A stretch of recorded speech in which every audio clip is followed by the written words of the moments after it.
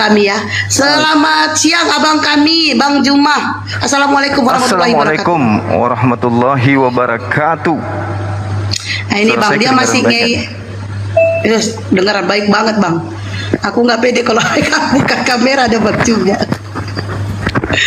Nggak apa-apa, buka lah. Jelek kali, ganteng kali ya Bang. Rusak kameraku nanti. Waduh. Ya, gimana saudara? Jadi, kita diskusi ringan aja. Ya. Jadi Bang Franky ini dia mengakui bahwa dia mengambil kitab ayat-ayat daripada kitab kita.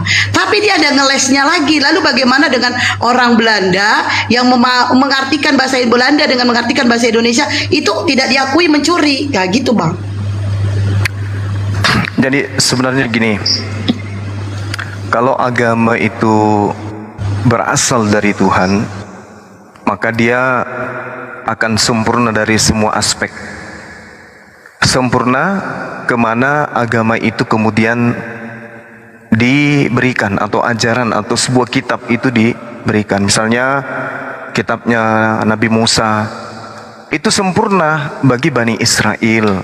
Jadi orang-orang Israel tidak membutuhkan kemudian asupan dari bahasa Yunani, bahasa Arab, bahasa Jepang, bahasa Indonesia. Kenapa? Karena kitab mereka berasal dari Tuhan, dan itu untuk mereka. Begitu juga Taurat Daud. Kitab mereka itu menggunakan bahasa Ibrani, mereka tidak butuh asupan bahasa dari luar. Nah, Al-Quran juga demikian, karena berasal dari Allah, maka Al-Quran tidak membutuhkan kemudian asupan dari manapun untuk kemudian meneguhkan hukum, kaidah-kaidah, rukun-rukun yang ada di dalamnya. Aturan-aturan yang ada di dalam Al-Quran tidak membutuhkan asupan bahasa manapun. Kalau sebuah buku bukan firman Tuhan, maka sudah pasti dia akan bercampur dengan bahasa-bahasa manapun, akan membutuhkan asupan dan suapan dari bahasa lain untuk menyempurnakan yang tadinya tidak sempurna. Itulah yang dialami oleh buku yang dipegang oleh teman-teman Kristen yang mereka sebut sebagai Bible. Dan supaya dianggap sebagai firman Tuhan, maka sampul yang tadinya Bible, Biblos, Biblika dirubah menjadi Alkitab. Kalau sampulnya saja cacat, apalagi isinya. Jadi kalau misalnya ada orang Kristen mempertahankan kemudian argumentasi bahwa kitab mereka itu tidak mencomot, tidak mencopot, tidak mengambil dari bahasa kitab orang lain, itu mustahil. Karena Bible sampulnya aja, untuk dia akui sebagai firman Tuhan harus pinjam istilah Alkitab. Ini yang perlu saudara-saudara Kristen paham. Yang kedua, cakupan yang ada di dalam sebuah kitab itu pasti cacat logika. Itu udah pasti tuh, cacat logika. Apa itu cacat logika? Irrasional. Apa itu irrasional? Tidak rasional. Kalau tidak rasional berarti tidak ada keseimbangan kebenaran di dalamnya. Itulah yang dimaksud Al-Quranul Karim surah Al-Baqarah ayat 78 dan 79. Nah ini saudara-saudara, supaya dipahami.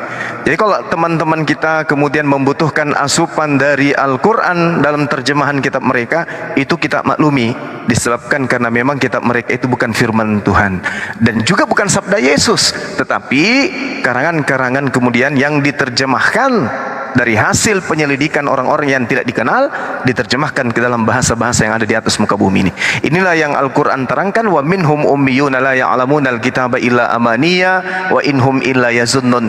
Dan di antara mereka ada yang tidak terpelajar alias buta huruf, tidak memahami kitab terdahulu kecuali hanya berangan-angan, dan mereka hanya menduga-duga. Makanya isi Bible itu penuh dengan angan-angan dan penuh dengan duga praduga. Makanya teman-teman Kristen membutuhkan asupan dari Al-Quran untuk kemudian supaya kitabnya ini, bukunya ini bisa sedikit agak berasa firman Tuhan gitu loh. Demikian. Baik Bang Juma. Terima kasih penjelasannya sungguh bagus. Jikalau itu orang Indonesia sebagai pengikut Kristus, sungguh dia tidak bisa membahasakan bahasanya sendiri, harus dituntut untuk menggunakan bahasa aslinya. Sedangkan kita berada di negara yang berbeda.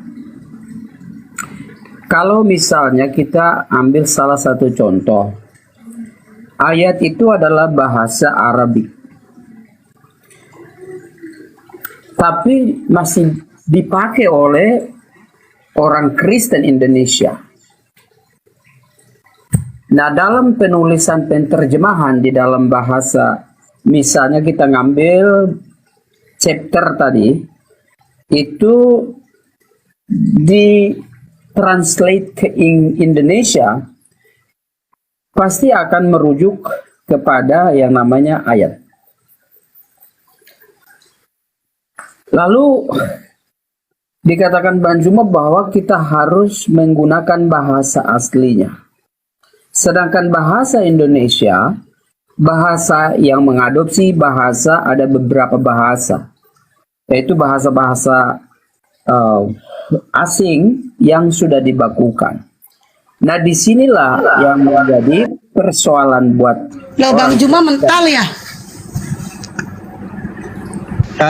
Bang Juma Baikkan lagi Bunda. belum nampak, belum kelihatan. Bang Andi, Assalamualaikum. Waalaikumsalam warahmatullahi wabarakatuh. Di report belum apa-apa. Kenapa Guru Dawe jangan? Apa ya? Belum apa-apa. Jangan kalian culi abang kami. Wah, parah nih. Waduh. Baru signal di sana, sabar aja dulu. Terusnya aja Prengki. Gak ada Bang Nandar yang lanjut. Itu ada Bang Juma udah naik lagi. Terusin Bang Prengki. Baluap ngapain repot-repot sih? Ini saya nunggu 3 hari baru juga 1 menit. Sabar Gindi. Seponi pintu ya kasih laba. Ada Kencang Bang Handi kali loh, ada Bang Handi moderator loh. Sabar Gindi. Seponi kasih pintu laba. Iya, baru hidup, baru semenit. Oh, kejam kali lah kalian ini. Udah siapkan tiang salib aja sekalian, Bang Sumanya. Kalian puas. Janganlah Bang, kalau Bang cuma disalib nanti dituhankan abang. Kayak mana kami Bang? Nah itu dia makanya. Bunda Esti ajarin Bunda Esti kayak kemarin tuh Bunda Esti biar Bang Juma Iya. di report. Nanti Bang Nandar, nggak kemarin gitu Bang Juma, Bang Nandar ini kena report kan, terus aku ajarin cara banding. Tadinya kena report sehari, terus 7 hari, akhirnya dia bisa langsung live lagi cuma 5 menit doang. Ah itulah, syukurlah.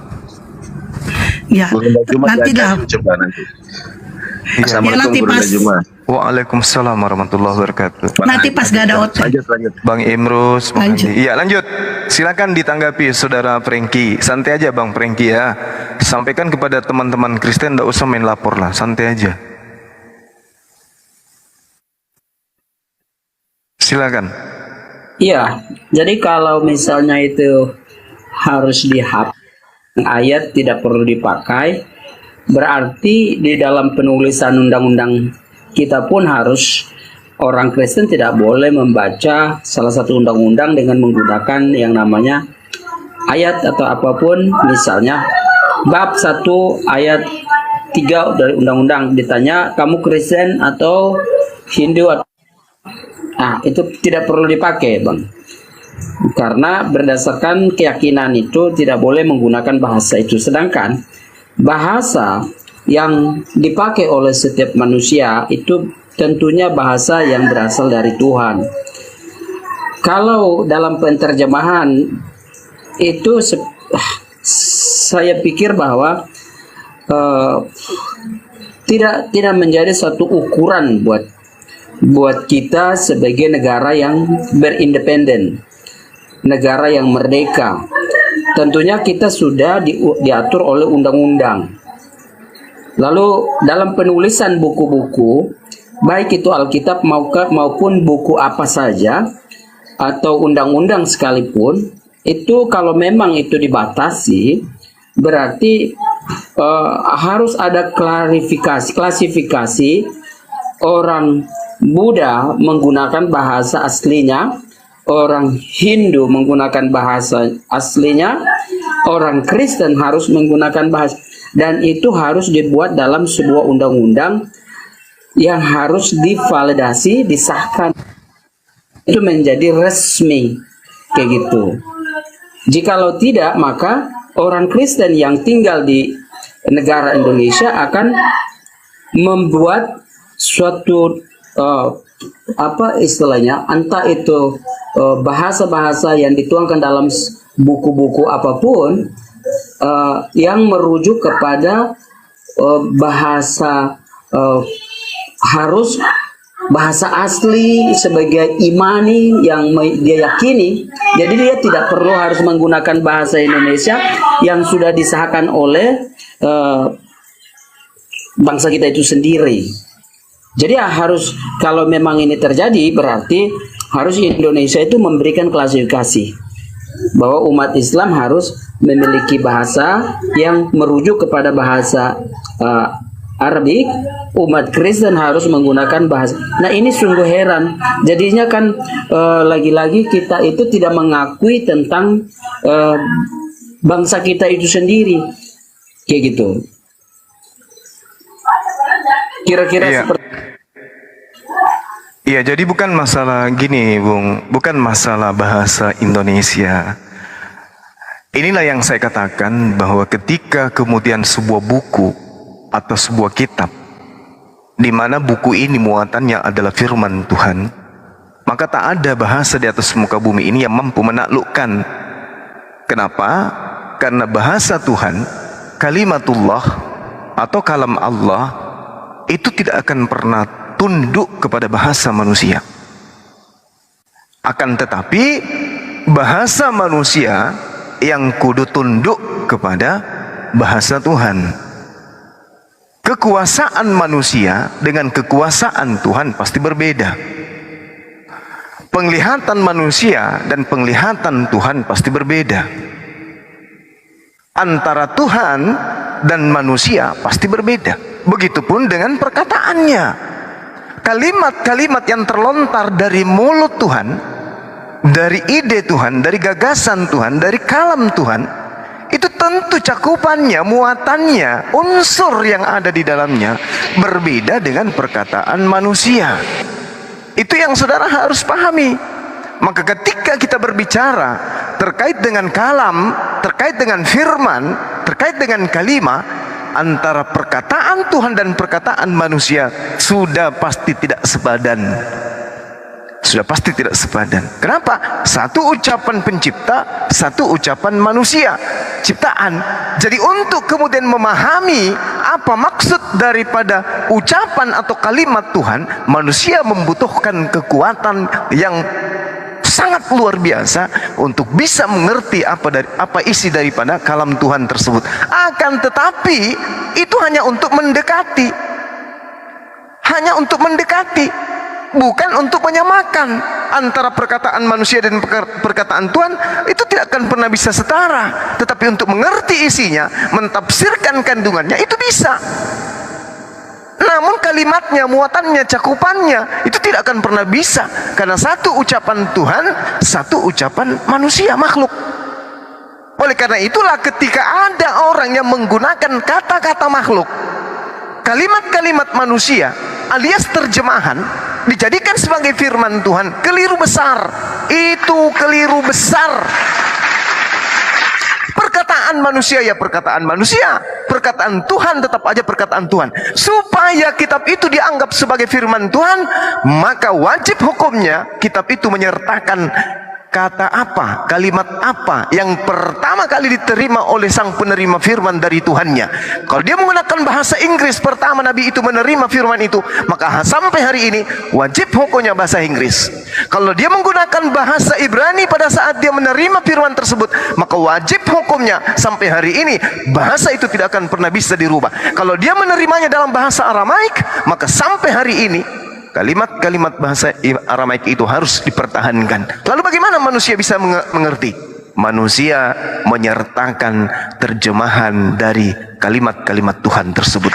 Bukan menghilangkan kalimat Tuhannya, lalu kemudian yang ditinggalkan hanya terjemahan. Karena terjemahan ini bukan firman Tuhan. Terjemahan ini adalah upaya manusia untuk menguliti, upaya manusia untuk mentafsirkan, upaya manusia untuk memahami, mengerti, mendalami apa kandungan daripada firman Tuhan tersebut. Kalau ada sebuah buku dianggap suci, tapi isinya hanya terjemahan, percaya sama saya, demi Allah, itu bukan firman Tuhan. Itu pemaknaan, itu pengertian manusia terhadap firman Tuhan, alias tafsiran, duga-menduga, tafsir-mentafsir.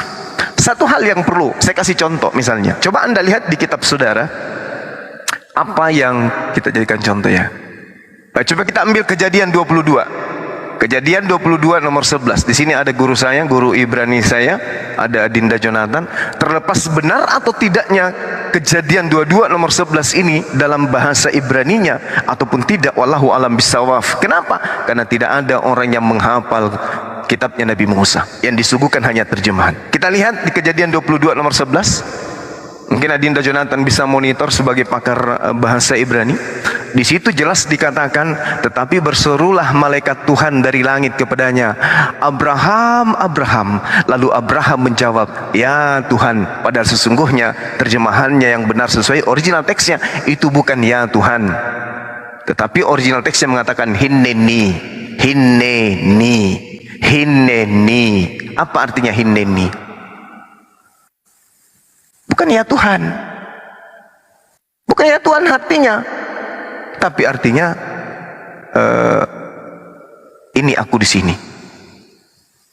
Jadi ini adalah satu penyimpangan yang sangat luar biasa.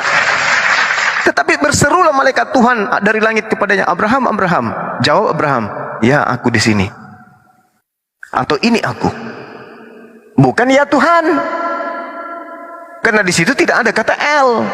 Yang ada adalah hinneni, merujuk kepada diri Abraham itu sendiri. Tetapi terjemahan demi terjemahan berubah secara frontal.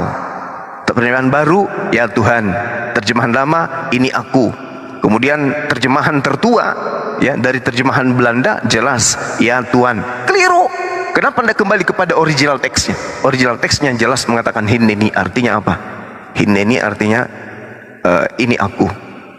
Beda kan?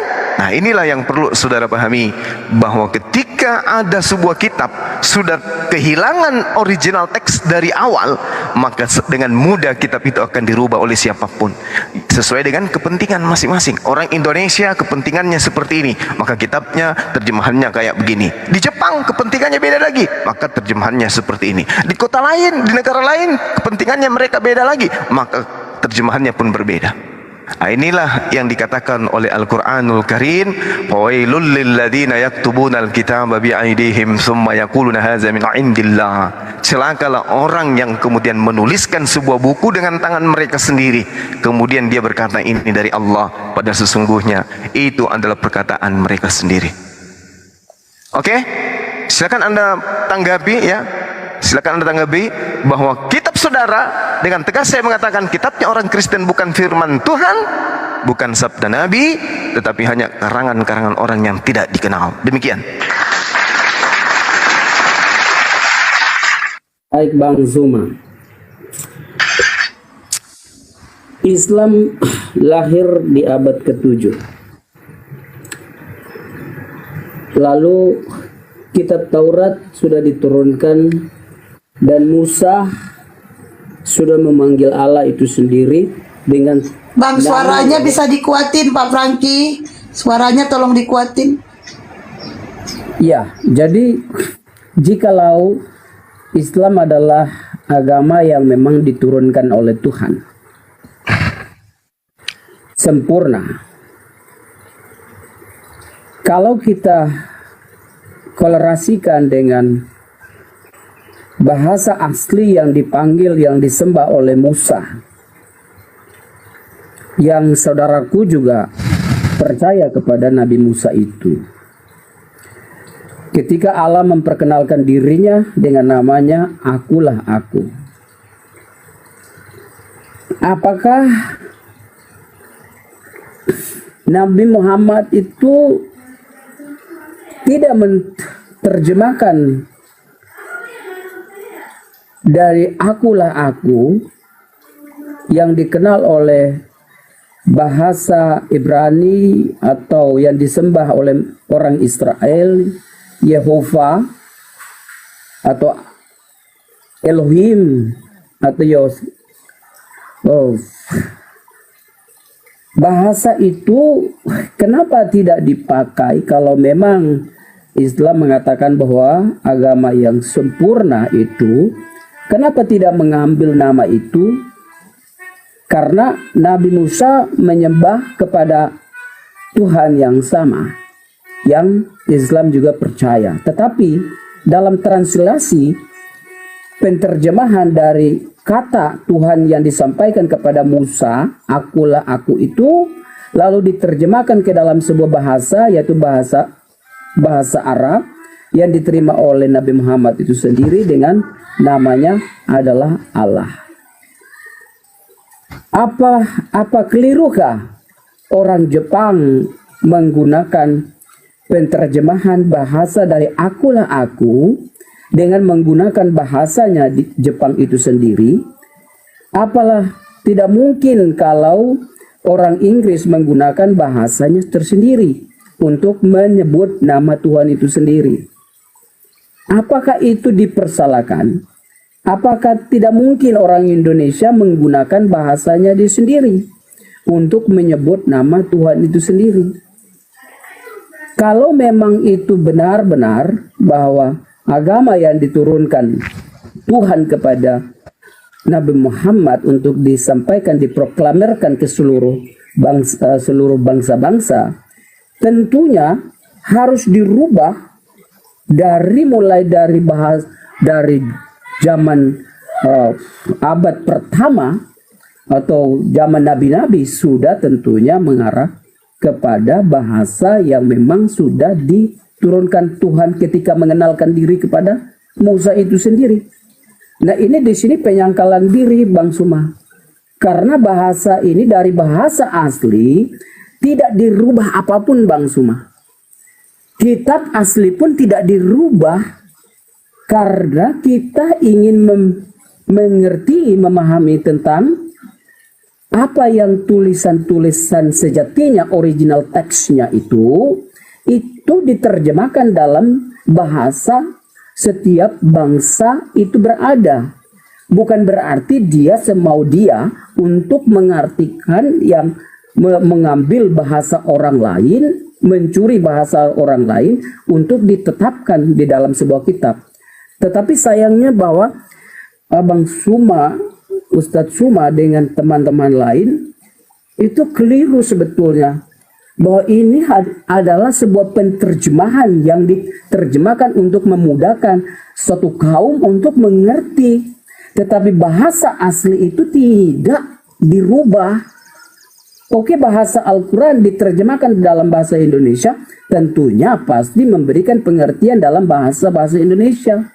Tapi oke, saya proud, maksudnya saya bangga dengan kitab Al-Quran yang ditulis dan disoundingkan oleh Nabi Muhammad sendiri untuk united, untuk menyatukan umat muslim di seluruh dunia untuk belajar tentang bahasa yang sama yang dituliskan dalam sebuah buku yang namanya Al-Quran itu, supaya disebarluaskan ke seluruh muka bumi untuk dipakai bahasa itu sendiri. Tetapi dalam realita kehidupan itu kita tidak bisa, kalau jikalau itu Alkitab atau Al-Quran itu sendiri menyampaikan untuk kita harus menggunakan bahasa Tuhan, Kenapa harus berbeda bahasa Indonesia dengan bahasa Arab?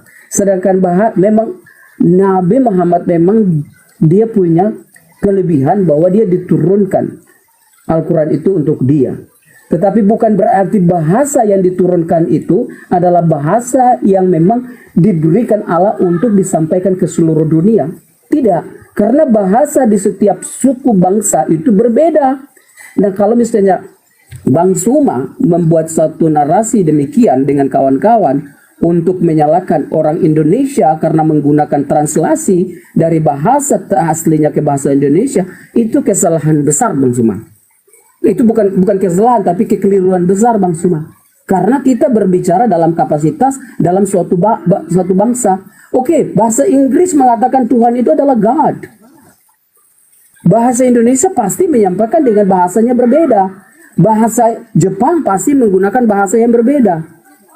Nah, sekarang Bang Suma tidak mengakui dalam penulisan di dalam sebuah buku, yaitu Al-Quran atau Bible, bahasa yang dipakai oleh Alkitab, oke lah, let's say Bible, itu Anda mengatakan bahwa itu tidak sempurna. Sedangkan kita yang berkomunikasi sekarang saat ini adalah bahasa Indonesia yang kita gaungkan di setiap hari. Nah, sekarang kita melarang untuk dalam penulisan harus menggunakan bahasa asli. Tidak mudah untuk kita pakai bahasa asli itu karena tidak semua orang mengerti tentang bahasa asli itu. Gitu Bang Suma. Jadi ada kekeliruan sebetulnya. Ini sebetulnya tidak perlu diperdebatkan tentang translasi lalu kita membuat suatu diskredit, merendahkan sebuah kitab dengan menyatakan bahwa kitab suci orang Kristen itu bukan firman Tuhan. Jadi kalau menurut Bang Suma, firman Tuhan itu yang seperti apa? Gitu. Oke, baik. Iya, baik. Allah Subhanahu wa taala menjelaskan di dalam Al-Qur'anul Karim, Bismillahirrahmanirrahim, "Wa ma arsalna mir rasulin illa bilisani qaumi liyubayyana lahum wa yudillu Allah mayyasha'u wa yahdi mayyasha' wa huwal azizul hakim." Jadi Allah mengatakan tidak mengutus seorang utusan pun melainkan dengan menggunakan bahasa kaum di mana utusan tersebut diutus. Nabi Musa diutus kepada kaum Yahudi Bani Israel. Bani Israel menggunakan bahasa Ibrani, menggunakan bahasa Aramaik. Cakupannya kemudian, maka mereka harus mempertahankan firman Tuhan dalam bahasa aslinya. Kenapa demikian? Karena kalau dihapuskan bahasa aslinya, hanya tinggal terjemahan, maka rasa bahasa manusia itu setiap saat bisa berubah. Tapi firman Tuhan yang diterima kemudian oleh para nabi itu tidak akan pernah berubah. Harus pertahankan itu. Karena itu adalah firman Allah. Terjemahan yang digunakan oleh manusia adalah upaya untuk mengetahui. Contoh misalnya, banana, bahasa Inggris. Bagaimana kemudian orang Indonesia bisa mengerti apa itu banana?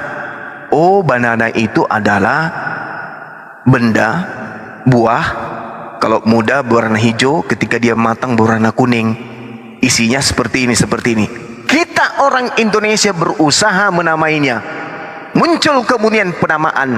Apa nama penamaannya? Pisang. Pertanyaannya, apakah pisang ini bahasa Inggris? Bukan. Bahasa kata pisang adalah bahasa Indonesia. Cakupannya memang sama. Memang sama cakupan. Tetapi yang menjadi pertanyaan di sini, yang mana bahasa asli dari terjemah yang menghasilkan pisang? Bahasa aslinya adalah banana. Maka ini harus dipertahankan. Kenapa harus dipertahankan? Karena ketika menggunakan pisang, ini bukan bahasa Inggris. Hilang dari konteks awal. Kalau kita menggunakan pisang, bahasa Inggrisnya dihilangkan, tidak ada lagi muatan apa tujuan kata pisang ini, maka sangat boleh jadi 300 tahun kemudian badana ini bisa berubah menjadi bom-bom. Kenapa tidak? Tidak ada pegangan, tidak ada original teks, tidak ada sumber lagi. Bisa berubah dia sesuai dengan selera. Bom-bom bisa jadi kedepannya itu diartikan sebagai pisang busuk. Bisa. Kenapa tidak? Karena bahasa manusia itu berubah-ubah. Allah Subhanahu wa taala mengatakan bahwa Dialah yang menciptakan segala bahasa. Wa min ayatin khalqus samawati wal ard wa ikhtilaful alsinatikum wa alwanikum inna fi dzalika laayatin lil alamin. Tuhan yang menciptakan seluruh bahasa yang ada di atas muka bumi ini. Allah Subhanahu wa taala. Akan tetapi yang dikatakan kalam, ketika dia diwahyukan kepada sang nabi, maka kalam ini harus menggunakan kalam Allah, dan kalam Allahnya harus dipertahankan jika mau dikatakan bahwa kitab ini masih murni dari kalam Allah atau kalimat Allah. Kapan dia hanya menggunakan terjemahan, maka terjemahan ini bukan lagi kalam Allah. Kenapa? Karena terjemahan ini adalah bahasa manusia. Pahami itu, Bang. Pahami itu. Nah, sekarang ketika saudara mengatakan bahwa kami orang Bible seperti ini, keadaannya seperti ini, faktanya apa yang terjadi dengan kitab saudara? Kalau Anda ingin mempertahankan, apa bedanya aku adalah aku? Di Al-Quran juga Nabi Musa menerangkan itu. Innani anallah, innani anallah, innani ana Allah, la ilaha illa ana. Aku ini adalah aku ini adalah Allah. Tidak ada Tuhan selain aku. Sama. Aku adalah aku ini adalah Allah. Tidak ada Tuhan selain aku. Sama. Kata kalian. Ini sama dengan Al-Quran. Ini dipertahankan kemudian. Kenapa dipertahankan? Karena ini adalah kalam Allah. Kalau dia berubah menjadi terjemahan, sungguh aku ini Allah, tidak ada Tuhan selain aku. Kalau dipertahankan terjemahan, dihapuskan original teks, 100 tahun kemudian tangan-tangan jahil bisa jadi merubahnya. Bisa saja merubahnya. Nah, contoh misalnya di dalam bahasa Arab nahnu bisa berbentuk tunggal, bisa jamak. Di Indonesia kalau kita berbicara mengenai kata kami, maka orang Indonesia akan mengartikan itu adalah jamak. Nah, kalau kita menggunakan bahasa Indonesia murni kata kami dari terjemahan dari kata nahnu, maka selamanya akan menjadi jamak. Padahal nahnu di dalam bahasa Arab belum tentu jamak, bisa jadi tunggal. Nah, kalau kita tinggalkan kata aslinya, kata nahnu, kita menggunakan kata kami, hilang bahasa Arabnya, maka kandungan dari bahasa ini kemudian akan hilang. Contoh, kata rahim. Oke? Rahim. Rahim bahasa Arab. Rahim itu artinya apa? Apa artinya rahim dalam bahasa Arab? Pengasih. Rahim dalam bahasa Indonesia kandungan ibu yang dipakai untuk mengandung anak. Jadi kata yang berbeda dengan fungsi yang berbeda dalam satu wilayah, beda arti. Inilah yang perlu saudara pahami. Jadi ketika berbicara mengenai kitab, seperti kitab saudara, apapun narasi yang Anda katakan hari ini untuk pembenaran, faktanya kitab Anda keteteran. Kenapa keteteran? Karena meninggalkan original teksnya. Tapi saya tahu, meskipun kitab saudara itu mempertahankan original teksnya, tetap saja kitab Anda bukan firman Tuhan. Meskipun mempertahankan. Oleh karena itulah kemudian, kalau kita berbicara satu, perjanjian lama di kitab saudara. Perjanjian lama kitab saudara diterjemahkan dalam bahasa Septuaginta di abad ketiga sebelum Masehi. Itu bukan kitab saudara. Itu kitabnya orang Yahudi yang diterjemahkan ke dalam bahasa Septuaginta. Anda mau mempertahankan itu percuma. Kenapa? Karena itu bukan asli. Yang asli bahasa Ibrani. Anda mau menggunakan bahasa Ibrani percuma. Kenapa? Karena bahasa Ibrani dalam kitab Taurat dalam bahasa Ibrani itu adalah kitabnya orang Yahudi, bukan kitabnya orang Roma. Percuma menggunakan bahasa Ibrani, percuma. Karena kalau menggunakan bahasa Ibrani itu kitabnya Yahudi. Kalau dia menggunakan Septuaginta pun percuma, karena itu hanya terjemahan. Makanya kitab Anda putus asa. Agama Anda putus asa. Pemuka-pemuka agama putus asa. Begitu juga perjanjian baru. Perjanjian baru dipertahankan bahasa aslinya, bahasa Yunani. Kalau digunakan bahasa Yunani, tidak ada nabi yang datang diutus oleh Tuhan menggunakan bahasa Yunani. Dan kalau tetap mempertahankan bahasa Yunani, maka akan kelihatan agama Anda adalah agama pagan. Karena orang-orang Yunani adalah orang yang menganut ajaran paganisme. Menggunakan istilah-istilah Yunani adalah istilah-istilah paganisme. Penganut ajaran roh-roh itu semuanya menggunakan istilah-istilah Yunani. Jadi kalau agama Anda mempertahankan original teks perjanjian baru, itu sama halnya memperlihatkan dirinya sebagai agama pagan. Oleh karena itulah kemudian kesimpulan saya, sebelum saya pamit 10 menit untuk asar, kesimpulan saya, agama Kristen tidak memiliki jati diri dari hal kitab. Pertama, kitab perjanjian lama adalah kitabnya orang Yahudi. Ketika mereka mempertahankan bahasa originalnya, maka akan menggunakan bahasa Ibrani. Sementara Vatikan bukanlah keturunan dari Bani Israel. Ketika mempertahankan bahasa Septuaginta, maka akan ketahuan bahwa itu hanya terjemahan dari agama orang lain, yaitu agama Yahudi. Bagaimana dengan perjanjian baru? Perjanjian baru original teks menggunakan bahasa Yunani. Bahasa Yunani bukanlah bahasa para nabi. Bahasa Yunani adalah ajaran Helenisme, ajaran paganisme, ajaran yang menyembah kepada roh-roh. Jadi atas kedua hal ini, baik perjanjian lama maupun perjanjian baru, maka orang Kristen harus berjuta-juta alasan untuk melegalkan menggunakan terjemahan. Karena kalau tidak, Kristen akan digulung oleh tikar, bukan tikar yang menggulungnya. Demikian sementara, saya pamit untuk asar. Silakan.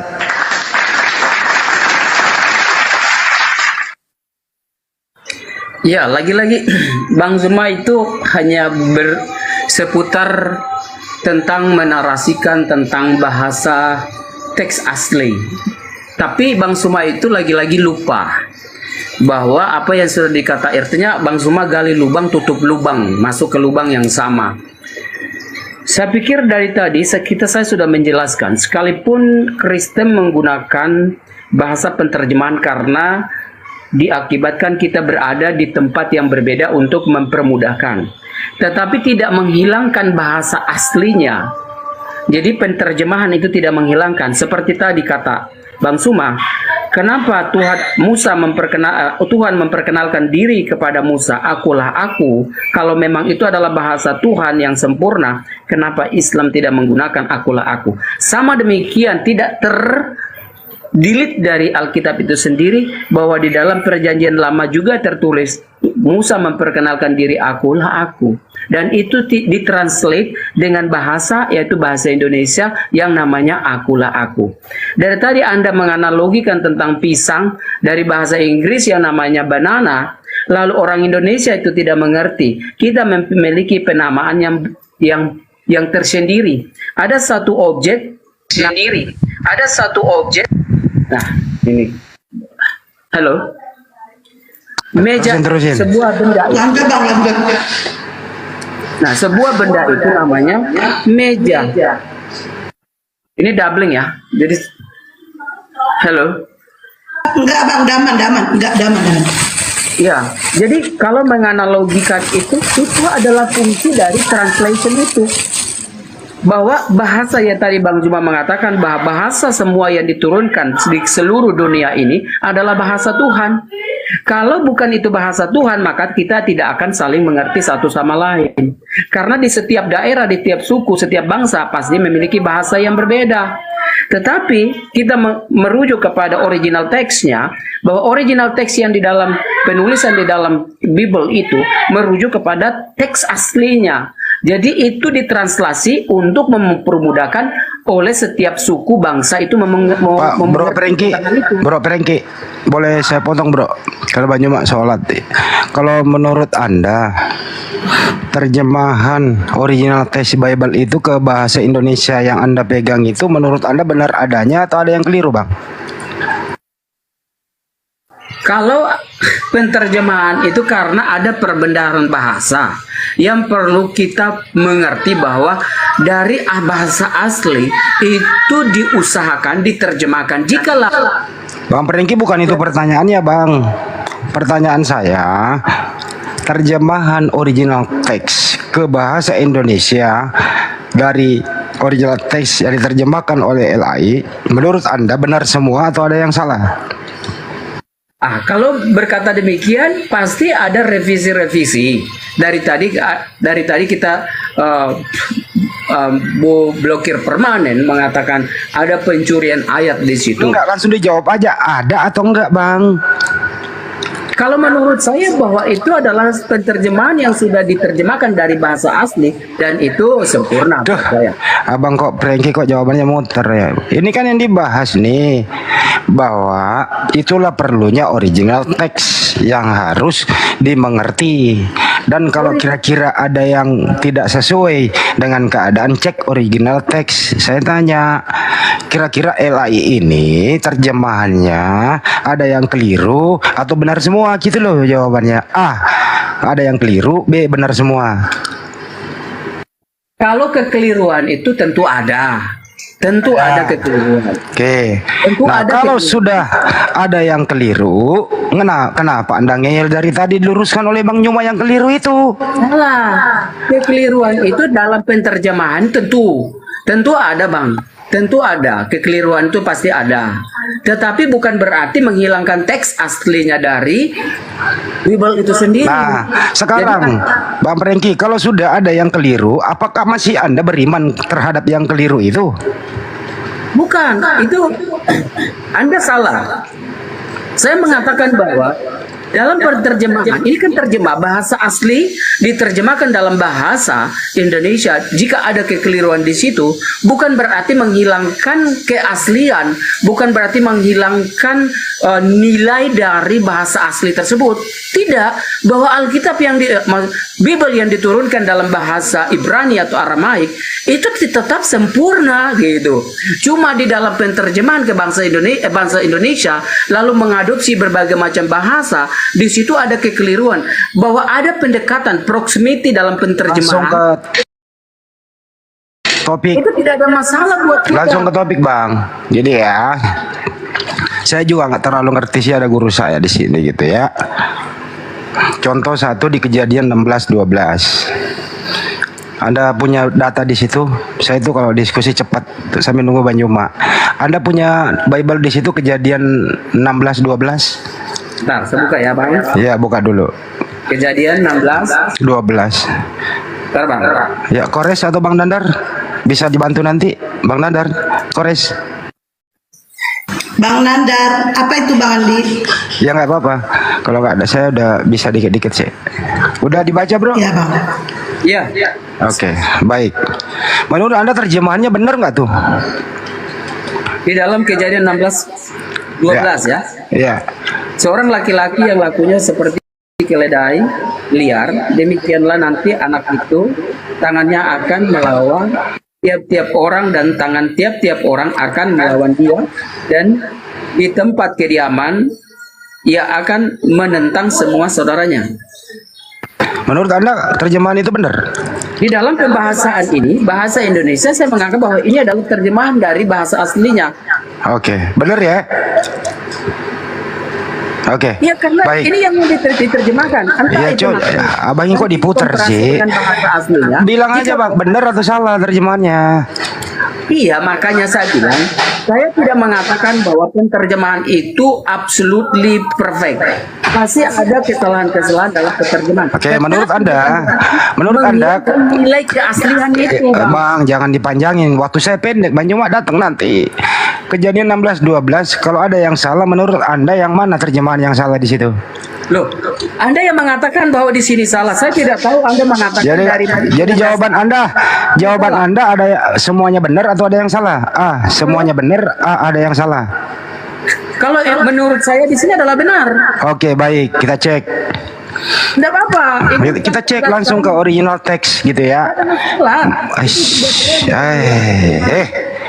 Menurut Anda, keledai liar itu bahasa aslinya apa, Bang? Apa? Keledai liar itu kan bahasa Iya. perumpamaan aja. Bahasa aslinya apa di originalnya? Ya, saya tidak menggunakan bahasa Aramaik atau Ibrani atau Yunani. Oh, original teksnya itu Ibrani loh. Iya, makanya abang harus menerjemahkan. Oke lah, Anda pakar bahasa Ibrani. Sekarang Saya nggak tunjukkan- pakar. Dengerin ya. Abang ini kok muter-muter, Pak. Frank ini lah tadi Anda diskusi dengan Banyuma. Anda yang tidak nyambung tapi menyalahkan Banyuma. Bukan tidak nyambung. Aduh, ini kekeliruan. Inilah yang Ya ini anggap lagi keliru. Ini langsung ke topik aja, langsung ke Ya, ini- langsung ke aslinya ya. Kita cek. Kita cek. Silakan cek Al-Asli. Jadi di sini gabrulnya LAI menerjemah karena memang Ismail itu mau dikatakan kalau dia liar. Padahal di sana original tesnya itu parah. Gitu ya. Di sini diartiin dirubah menjadi pere. Nah, pere itu kalau dia liar, original tesnya parah, artinya lelaki yang subur. Nah, ini salah terjemah, coy. Nah, gini-gini aja lo kok nggak bisa sih. Nah, ini resikonya kalau Anda hanya mengkonsumsi terjemahan. Gitu maksudnya Bang Juma tadi. Bukan mengkonsumsikan terjemahan, karena kita lakunya berada di daerah bangsa kita sendiri.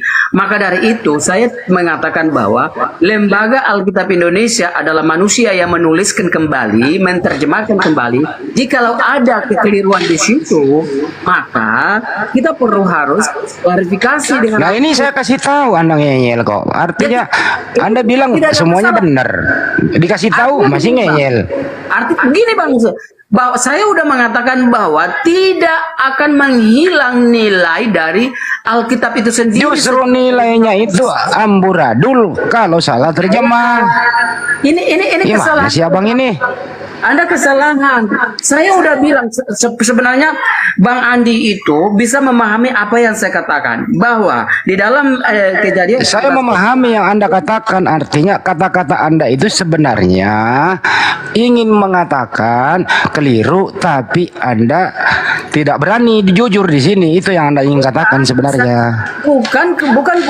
Bukan tidak berani. Saya mengatakan bahwa jikalau ini Bang Andi adalah kesalahan dalam penerjemahan. Misalnya ini, karena saya tidak mengerti tentang bahasa Ibrani atau Yunani atau Aramaik, tetapi di dalam Alkitab menulis demikian, maka saya mengatakan bahwa ini adalah sempurna. Kalau Tetapi ketika kita ada kesulitan di sini, saya bawa ke Yohanes membuka aja deh yang gampang. Potong dulu Bang, potong dulu, jangan dulu. Waktu saya dikit.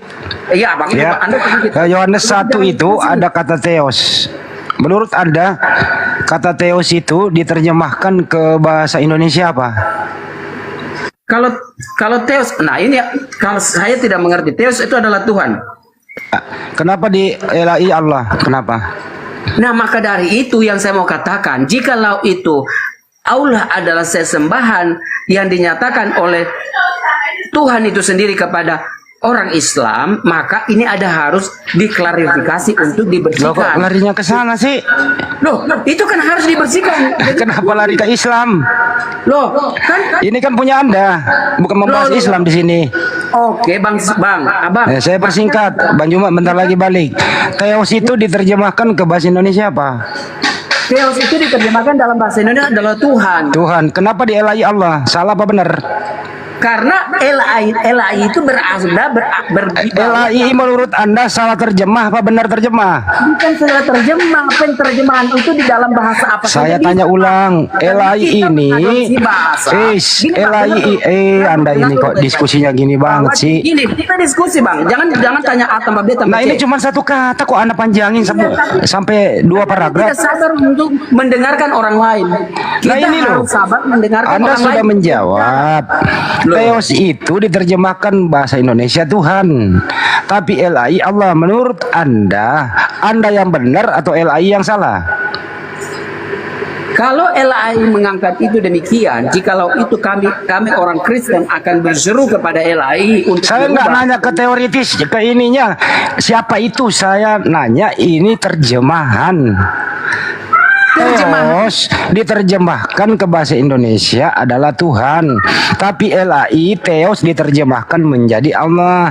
Menurut Anda LAI benar atau salah? Kalau dalam bahasa yang Anda katakan bahwa LAI itu salah, jikalau LAI bukan bagian dari Indonesia ini sendiri, tapi LAI Jawabannya ke sana ya. dalam naungan bangsa ini Tinggal sendiri. dijawab Bang, jujur. Dia menggunakan bahasa itu, ya tidak ada masalah sebetulnya. Tapi kalau memang itu masalah, maka ini Saya akan- tidak ada mencari masalah. Saya ingin dengerin dulu Bang. Kami di sini tidak mempermasalahkan orang, tapi orang yang bermasalah ini mohon tahu diri. Ini yang kami inginkan. Karena nggak usah nyari masalah bang, Anda udah bermasalah. Justru orang yang bermasalah ini kami ingin Anda itu menyadari permasalahan Anda dengan edukasi satu kata. Artinya apa? Theos itu diartiin ke Indonesia Tuhan. Theos diartiin ke Indonesia salah. Nah, permasalahan Anda ini, Anda yang bermasalah, mohon sadar supaya tidak bermasalah lagi. Oke?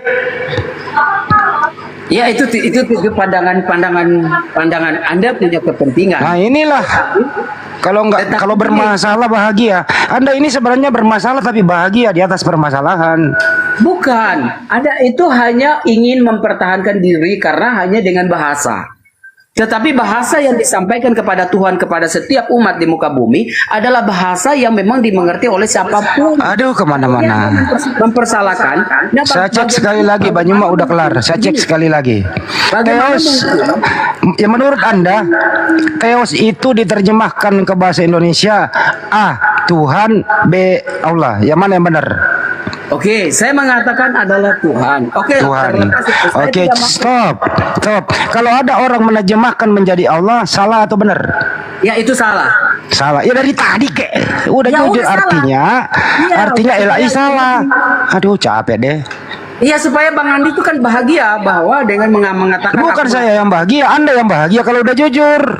Iya salah, itu memang salah. Saya ingin Anda bahagia dengan kejujuran. Iya, itu memang Ya salah. udah, Elai salah, selesai kok. Iya, Ya udah, saya karena kembaliin ke Bang Nyuma. Silakan kembali. Maka itu salah, memang salah. Saya mengatakan itu salah. Ya udah, terima kasih Bang Nyuma, lanjut. Terus saya tanya, apakah itu akan membuat kitab suci itu menjadi tidak sempurna? Jelas. Tidak boleh disebut suci. Salah, Bang. Anda harus tahu, suci itu artinya tanpa noda, tanpa cacat, Salah, tanpa Bang. celah. Disinilah kekeliruan Anda. Bahwa hanya apa karena suci itu? Gantian Coba dulu, definisikan. Bang Nyuma dulu yang bicara, Brengki. Definisikan Gantian dulu, suci Brengki. dulu.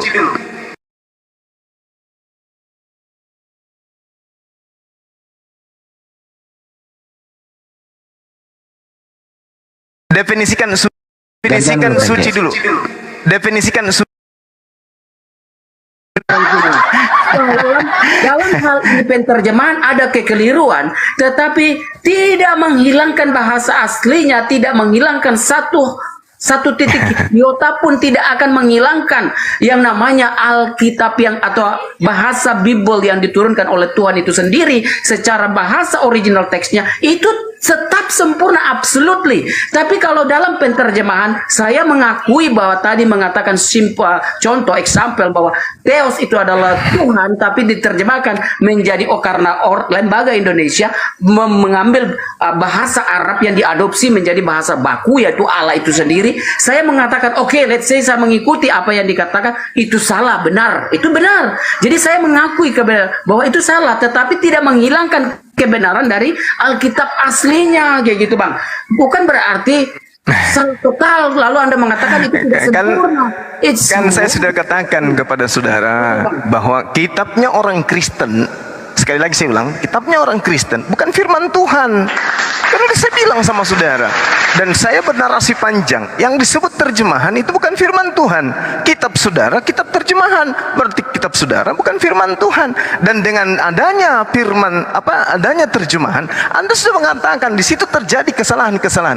Dengan kata lain, kitab Anda bukan kitab suci. Kalau dia bukan kitab suci, berarti dia kitab kotor. Kalau dia kitab kotor, tidak layak dijadikan sebagai jalan menuju kepada surga.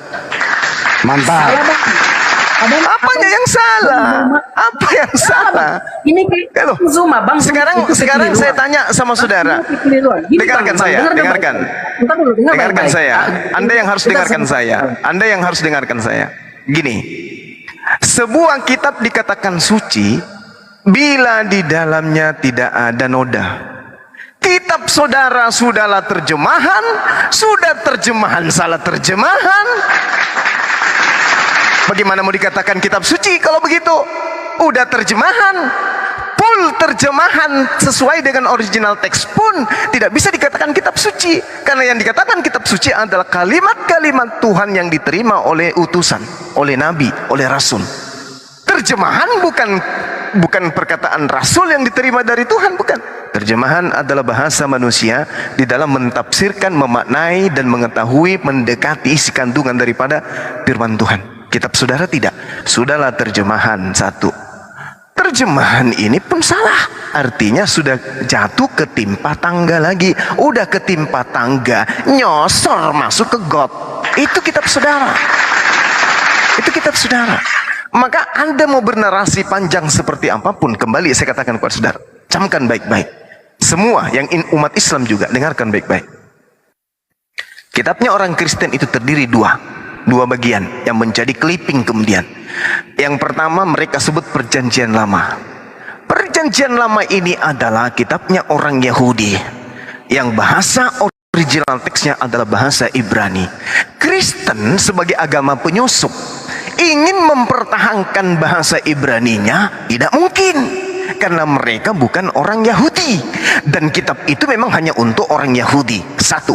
Kedua, orang Kristen ingin mempertahankan bahasa Septuaginta.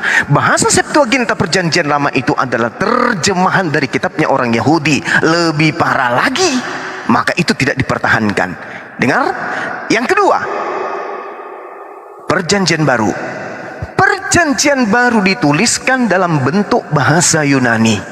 Satu, kalau dipertahankan, saya ulang, kalau orang Kristen mempertahankan original teks Perjanjian Baru, mau kemana arahnya? Tidak ada satupun nabi di atas muka bumi ini yang diutus dengan membawa firman dalam bahasa Yunani. Kedua, kalau dipertahankan bahasa Yunani ini, Yunani dikenal sebagai ajaran yang penuh syarat dengan ajaran Helenisme, ajaran penyembahan kepada roh-roh, ajaran yang jelas mengajarkan paganisme.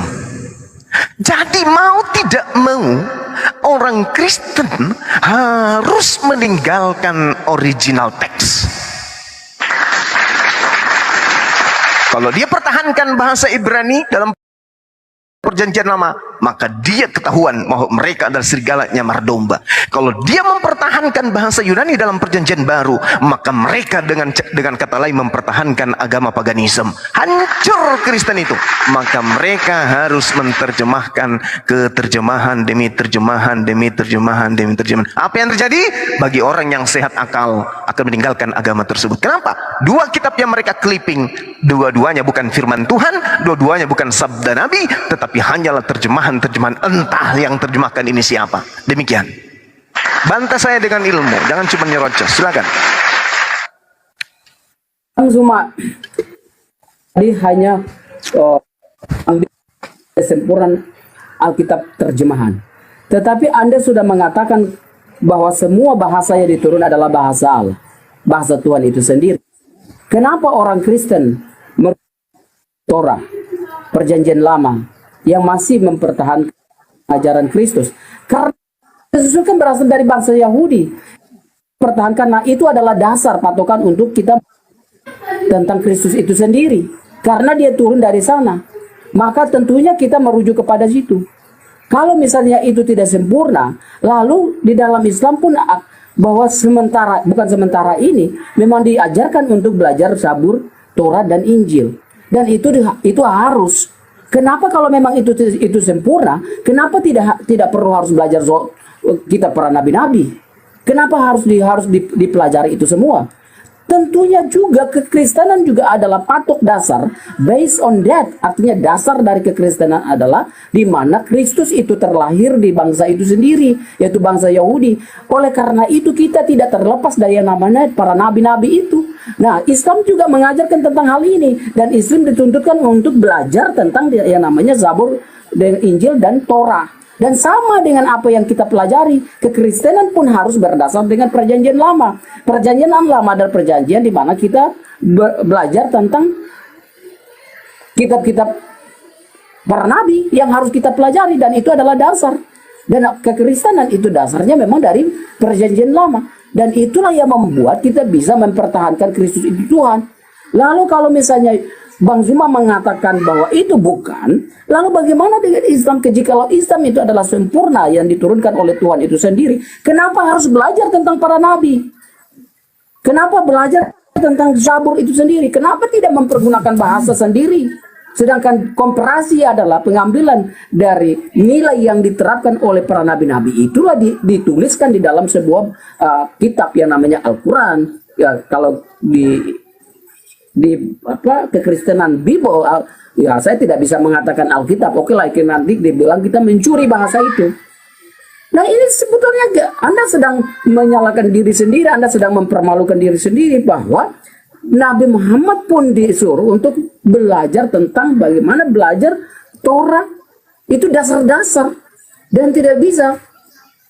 Maka dari tadi kita menjelaskan tentang Musa, Allah memperkenalkan diri kepada Musa dengan akulah aku, lalu diterjemahkan ke dalam bahasa Indonesia Tuhan atau Theos atau Tuhan itu sendiri. Lalu itu disalahkan bahwa bahasa hanya adalah suatu translasi, tetapi translasi itu tidak berarti menghilangkan nilai rasa dari original teks yang ada. Jadi memang ini adalah kekeliruan, Bang. Jadi kalau misalnya ini diperdebatkan, oke lah, tidak ada masalah buat saya, karena memang dasarnya seperti itu. Lalu Anda mengatakan orang Kristen tidak benar, hanya mempertahankan ini dan hanya karena terjemahan, lalu dibilang itu tidak sempurna. Ya, terjemahan bahwa ada kekeliruan, ya itu pantas. Karena ada penterjemahan, tetapi tidak menghilangkan dasar-dasar dari kitab yang ada. Nah, Anda mengatakan jikalau itu adalah tetap mempertahankan original teksnya, Anda mengatakan tidak sempurna. Kenapa you masih belajar tentang bahasa-bahasa para nabi? Kenapa Anda masih mempertahankan itu kalau memang itu tidak sempurna? Nah, Kristen mengambil dasar dari itu adalah bahasa yang diturunkan dalam bahasa Torah, dalam perjanjian lama yang kita pelajari sama dengan demikian, karena itu adalah patokan, Bang Zuma. Jadi kalau misalnya you bilang salah, sedangkan Islam mengajarkan untuk harus belajar Zabur, belajar Injil, belajar Torah, kenapa demikian? Oke, Bang, itu Bang. Iya, baik. Jadi Al-Quran menarasikan kemudian bahwa orang-orang terdahulu, ini bukan berbicara mengenai Kristen. Orang-orang terdahulu ketika berbicara mengenai kitab suci, yang dimaksud orang-orang terdahulu di sini adalah ahli kitab. Ya ahlal kitab, lima talbizunal haqqa bil batil wa taktumul haqqa wa antum ta'lamun. Jadi yang merubah, yang mencampur adukkan, yang menyembunyikan kemudian firman Tuhan yang datang kepada mereka adalah Bani Israel sendiri. Bukan Kristen, bukan Kristen. Kristen ini golongan yang datang dari luar, yang menggunakan terjemahan kitabnya orang Yahudi, di mana kitab ini yang disebut kemudian oleh Al-Quran sudah dicampur adukkan oleh mereka sendiri. Sudahlah dia dicampur adukkan, diambil lagi terjemahannya diolah kembali, direvisi kembali, lalu diulang-ulang, direvisi dan seterusnya. Saudara jadikan sebagai kitab. Itu perjanjian lama. Islam bercerita tentang para nabi, Islam bercerita tentang kitab mereka. Untuk apa? Untuk meyakinkan umat Islam bahwa sebelum Al-Quran ada beberapa kitab kemudian yang diwahyukan oleh Allah kepada para nabi yang datang kepada umat-umat terdahulu. Tapi nasib kemudian kitab ini itu kemudian dicerai-beraikan, dibuat berkeping-keping, menjadi lembaran-lembaran yang terpisah-pisah. Ini yang perlu saudara pahami. Begitu juga ketika Yesus datang, Nabi Isa yang datang ke tengah-tengah Bani Israel memberitakan Injil. Tak ada lagi Injilnya sekarang, nggak ada.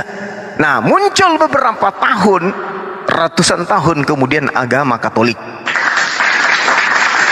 Agama Katolik ini menggunakan dua kitab perjanjian lama, kitabnya orang Yahudi, yang diambil dari bahasa Septuaginta, artinya terjemahan dari kitab agama lain. Saya ulang, Septuaginta artinya terjemahan dari kitabnya agama lain. Diambil terjemahan kitabnya orang, ditempelkan di dalam sebuah buku yang namanya Perjanjian Baru. Makanya saya mengatakan kitabnya orang Kristen itu kitab Spanyol, separuh nyolong dari agama Yahudi. Mana yang dinyolong ini? Septuaginta, terjemahan kitabnya agama Yahudi. Itulah yang dinyolong. Ditempel di atasnya buku-buku Yunani, supaya buku-buku Yunani ini sedikit mengandung firman yang berasal dari terjemahan kitabnya orang Yahudi. Kenapa? Karena kitabnya orang Yahudi syarat dengan firman Tuhan. Taurat, Mazmur, dan seterusnya datang kepada mereka, itu adalah firman Tuhan. Injil yang datang kepada mereka itu adalah firman Tuhan. Diambil kemudian oleh orang Roma, dijadikan sebuah kitab baru, maka muncul istilah perjanjian baru. Pahami itu? Jadi kalau berbicara mengenai perjanjian lama, kenapa Kristen tidak mempertahankan bahasa aslinya? Karena itu kitabnya orang, coy. Orang Yahudi yang punya. Kalau hari ini orang Hindu mau mengambil terjemahan lama, mau mengambil perjanjian lama, menempel di atas kitabnya mereka, tidak ada yang melarang. Orang Yahudi, ketika orang Hindu mengambil perjanjian lama ini, terjemahan perjanjian lama, orang Yahudi tidak akan pernah komplain ketika kemudian orang Hindu, orang Buddha mengambil buku itu, menempelkan di dalam kitab mereka. Kenapa? Karena orang Yahudi tidak merasa itu kitab mereka. Kenapa? Karena itu hanya terjemahan. Sekarang permasalahannya kitab saudara, perjanjian baru itu, Lukas bukan nabi, Markus bukan nabi, penulis Yohanes bukan nabi, penulis Matius juga bukan nabi, Paulus juga bukan nabi, meskipun mengaku sebagai utusan, meskipun dituliskan sebagai nabi, tapi palsu. Jadi buku-buku yang Anda gunakan saat ini itu bukan firman Tuhan, bukan sabda para nabi, tetapi hanya terjemahan dari kitabnya orang lain, agama lain. Lalu yang satunya adalah tulisan-tulisan yang dihasilkan dari hasil penelitian dalam bahasa Yunani. Makanya tidak bisa dipertahankan. Perjanjian lama ketika dipertahankan original teksnya, maka larinya ke kitabnya orang Yahudi. Kan lucu ketika kita masuk ke gereja, buka kitab perjanjian lama, yang muncul bahasa Ibrani. Lah ini kan kitabnya orang Yahudi. Kan lucu kan? Lucu. Terus buka lagi perjanjian lama, perjanjian baru, bahasa Yunani. Yang muncul Theos, yang muncul Zeus, yang muncul semua konsep-konsep pemahaman ajaran orang Yunani. Berarti ada sana logos, ada Theos. Gimana tuh? Maka yang muncul kemudian nantinya adalah penyembahan terhadap dewa matahari. Anak-anak Tuhan yang adalah kemudian diperingati pada hari Minggu, Sunday, hari matahari, akan muncul itu. Maka tidak ada kemudian alasan orang Kristen mempertahankan bahasa original teks kitabnya. Kenapa? Apabila mereka mempertahankan perjanjian lama dalam bentuk original teks, maka yang muncul kitabnya orang Yahudi. Kalau mereka mempertahankan perjanjian barunya dalam original teks, maka kelihatan ajaran paganisme. Maka solusi yang paling baik bagi orang Kristen adalah menerjemahkan kitabnya ke bahasa-bahasa lain, meninggalkan cangkang, mereka keluar tanpa cangkang, makanya mereka menggunakan pembungkus badan dengan istilah-istilah Islam. Pahami itu. Anda tahu kalomang? Anda tahu kalomang? Itulah agama saudara. Bedanya kalomang dengan agama saudara, kalomang masih ada cangkang, kura-kura masih ada cangkang. Agama Anda sudah tidak punya cangkang. Kenapa? Cangkangnya itu bahasa Ibrani, cangkang dalamnya itu adalah bahasa Yunani. Sedangkan isi perutnya terjemahan, dan hasilnya kemudian Anda membungkus kitab Anda dengan istilah-istilah dari agama Islam. Apes, pedis, dan itulah kebenaran. Saya tidak ingin menyudutkan. Saya hanya ingin meluruskan kemudian pemahaman saudara bahwa kitab saudara bukan firman Tuhan dan kitab saudara bukan sabda para nabi. Saudara punya kitab sampulnya aja harus menggunakan pakaian Islam. Tuhannya pun harus menggunakan istilah-istilah Tuhannya umat Islam. Inilah bukti bahwa kitab saudara jauh dari kebenaran. Tidak boleh bagi kami umat Islam tak boleh disebut kitab suci kitab saudara itu. Layaknya umat Islam menyebut kitab saudara hanya buku clipping. Demikian. Baik Bang Firman, jikalau Anda mengatakan demikian bahwa kitab hanya meninggalkan cangkangnya, sedangkan ini kan Anda sedang menyudutkan bangsa Indonesia, bangsa yang umat Kristen yang berada di dalam negara kita, hanya dengan menggunakan menerjemahkan. Bagaimana jikalau orang Inggris yang menggunakan bahasa God, Theos itu menjadi God? Apakah orang Inggris mencuri bahasanya, bahasa Arab? Tidak kan? Dan itu tidak melunturkan bahasa aslinya. Theos ya theos, bahasa original teksnya yang diambil ditranslasi ke dalam bahasa Inggris dari kata theos menjadi Tuhan, God itu sendiri, lalu dari God itu turun menjadi bahasa Indonesia menjadi Tuhan, atau ya mungkin kesalahan Anda itu salah, atau dia memang berdasarkan karena dia berada di dalam payung bangsa Indonesia sendiri, dia menggunakan bahasa yang sudah lazimnya yang dipakai, yang dibakukan, karena bahasa Indonesia itu bahasa yang mengadopsi beberapa bahasa, entah itu bahasa Arab, bahasa Belanda, bahasa Inggris. Itu adalah hasil adopsi. Nah, di situ ada pembakuan bahasa, maka dipakailah LAI dalam penerjemahan. Oke, maka dari itu, kekeliruan itu. Sekarang jikalau itu akan di-delete dari bahasa yang ada, baiklah kita orang Kristen tidak boleh mempergunakan bahasa yang dipakai oleh bahasa Arab. Jadi kita mulai harus membuat satu klasifikasi. Tetapi yang poinnya saya kasih pointed yang ini adalah bahwa Anda mengatakan bahwa ketidaksempurnaan Alkitab itu atau Bible itu yang ditranslasi ke dalam bahasa Indonesia, lalu itu mendapat suatu ketidaksempurnaan terhadap Alkitab dalam Bible itu sendiri. Padahal Anda tahu bahwa Bible itu berdasarkan bahasa original teksnya yang diambil dari bahasa Ibrani atau Aramaik atau Yunani, dan itu diambil dari dasar itu dan tidak terlepas dari bahasa aslinya dalam penterjemahan. Karena memang kita berada di daerah yang berbeda, bangsa yang berbeda, tapi bukan berarti menghilangkan original teksnya, Bang Suma. Nah, kalau misalnya Anda mengatakan bahwa orang Kristen boro-boro harus mengambil kitabnya orang Yahudi, ya memang karena itu dasar dari itu untuk kita mengacu menjadi seorang pengikut Kristus dan dinamakan menjadi Kristen itu sendiri. Bangsa Roma bisa mengambil bagian dari itu karena dia memang perjalanannya memang dia mengambil dari storytelling, dari hal-hal kenyataan, real story yang terjadi pada waktu itu. Maka beranjaklah dari situ untuk menjadi salah satu pokok dari tolak ukur yang ada untuk dijadikan suatu bahasa yang bisa disampaikan ke seluruh dunia. Maka Yesus mengatakan, pergilah dan baptilah seluruh bangsa menjadi muridku. Dan itu memang benar. Nah, kalau misalnya Bang Zuma mengatakan demikian, lalu bagaimana patokan Anda mengatakan di sini bahwa Islam ini masih belajar tentang Torah, belajar tentang Zabur, belajar tentang Injil?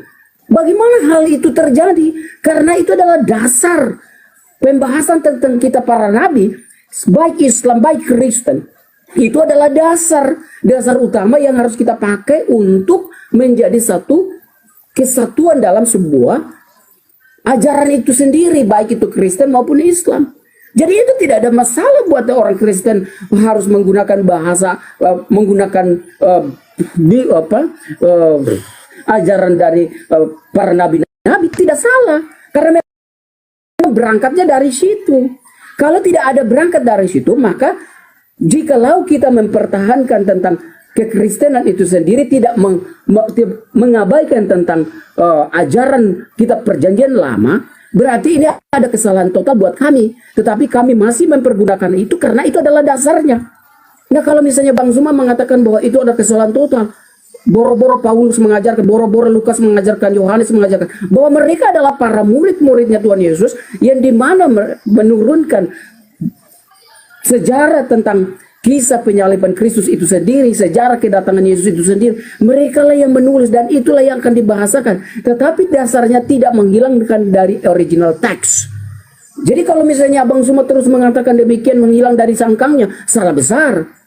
Makanya tadi saya mengatakan bahwa orang Inggris, dia mengatakan Theos itu adalah God. Berarti dia tidak mencuri bahasa yang dipakai oleh bahasa Arab. Bahasa Arab memang itu adalah Allah, tetapi orang Inggris tidak menghilangkan itu bahwa Theos adalah God.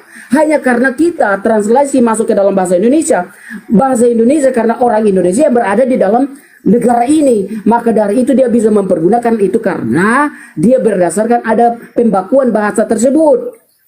Loh, di mana nih Bang Suma? Oke Bang Suma, itu saja dulu. Bang Juma mana? Ini Frankie suaramu kok kecil kali. Tahu nih Frankie dari tadi suaranya kecil.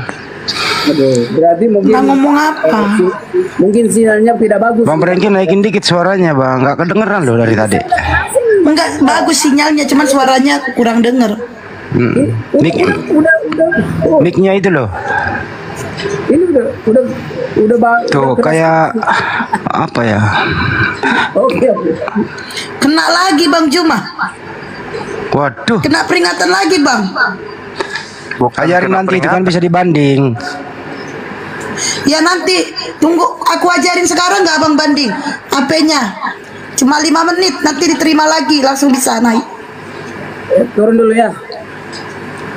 Jangan turun, kita belum selesai. Belum selesai, Jangan Bang turun Franky. kata Bang Juma belum selesai. Belum selesai. Kata siapa? saya mirip Raka. Raka siapa? Raka Buming. Gibran. Oke, kita turun dulu ya, biar kita naik ya. Biar Oh iya. Biar ini ya bisa suaranya bagus ya. Oke. Kayaknya mic-nya itu Pak Franky itu kurang seger, mendem. Kurang dekat. Tuh apa itu? HP aku nggak bisa. tes 1 2 3. Saya tanggapi ya. Silakan Bang Juma. 1 2 3 2 1. Iya. Ada Bang Preki. Bang Juma ngomong dulu ya Bang Preki. Saya turun dulu, Pak. Saya turun, Bunda. Suara kecil dan tetap. Oke. Iya, jadi teman-teman sekalian, bersyukurlah kita yang hidup di zaman ini ya. Karena dengan mudah kemudian kita bisa memilah, memilih, menentukan keyakinan, kepercayaan, agama yang mana yang benar dan mana yang salah. Dengan mudah kita bisa mendengarkan, bisa membaca, bisa melihat dan seterusnya. Bagaimana kita bisa menapaki kehidupan ini untuk generasi berikutnya menentukan jalan benar itu adalah Islam. Terkait dengan tema kita pada siang hari ini, pada sore hari ini, berbicara mengenai sebuah kitab dikatakan suci. Ketika berbicara mengenai suci, kekudusan sebuah objek, maka dia harus lepas secara utuh dari cacat, logika, sejarah, dan seterusnya. Begitupun dengan bahasa. Kalau kita melihat dari aspek bahasa saja, kita sudah bisa menakar, kita bisa mengukur bagaimana kemudian kitab ini disebut suci, padahal tidak suci. Saudara-saudara pasti sudah tahu itu. Oleh karena itulah saya mengatakan gini, perjanjian lama awalnya adalah bahasa Ibrani. Lalu kemudian kapan itu bisa berubah menjadi bahasa Septuaginta? Ketika kemudian Alexander Agung pada tahun 300 sebelum Masehi. Pada saat abad inilah kemudian ajaran ini diteruskan dari Asia Kecil hingga ke Mesir sampai kepada India. Apa yang mereka gunakan? Bahasa Yunani Koine. Kalau kita berbicara mengenai Asia Kecil, berbicara mengenai Mesir, berbicara mengenai India, tentu kita paham agama apa, kepercayaan apa seperti yang mereka anut, ajaran apa yang kemudian mereka anut ketika masa itu adalah masa periode Helenistik. Kita semua pasti tahu bagaimana kemudian orang-orang terdahulu kemudian sehingga muncul konsep seperti Atis, Horus, Orisis dan seterusnya, Osiris dan seterusnya, Hercules dan seterusnya, kemudian Arjuna, Krishna dan seterusnya. Itu kita pasti tahu. Orang-orang yang belajar pasti ngerti tentang itu.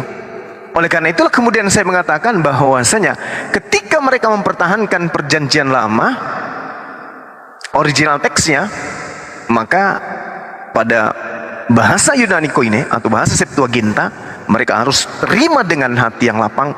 Itu adalah terjemahan dari kitabnya orang Yahudi.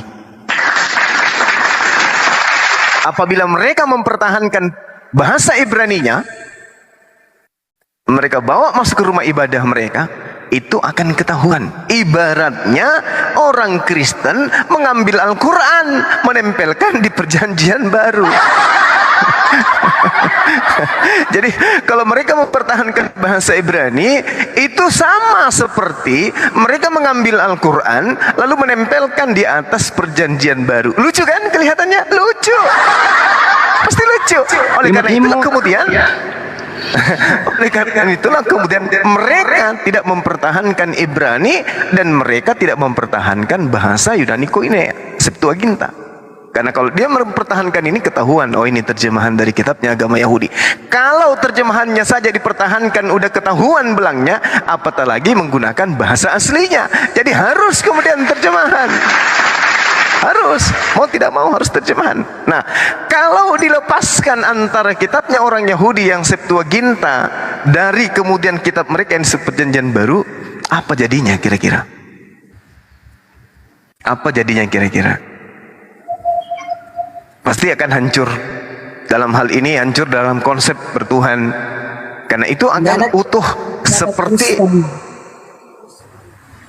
seperti kemudian utuhnya sebuah agama paganisme. Kenapa? Karena berasal dari bahasa-bahasa yang digunakan oleh orang-orang yang, ya kita lihat bagaimana aksara-aksara silabis linear, kemudian bahasa Mikenai, lalu peradaban Mikenai, keruntuhan zaman perunggu akhir. Mereka menggunakan alfabet Yunani dan abjad Fenisia itu merujuk kepada bahasa-bahasa sakral mereka terkait dengan kepercayaan orang-orang terdahulu dari kalangan-kalangan orang-orang yang memang dari Asia Kecil, Mesir kuno, India kuno, Yunani kuno, Romawi kuno, di mana mereka memang ini adalah penyembah roh-roh.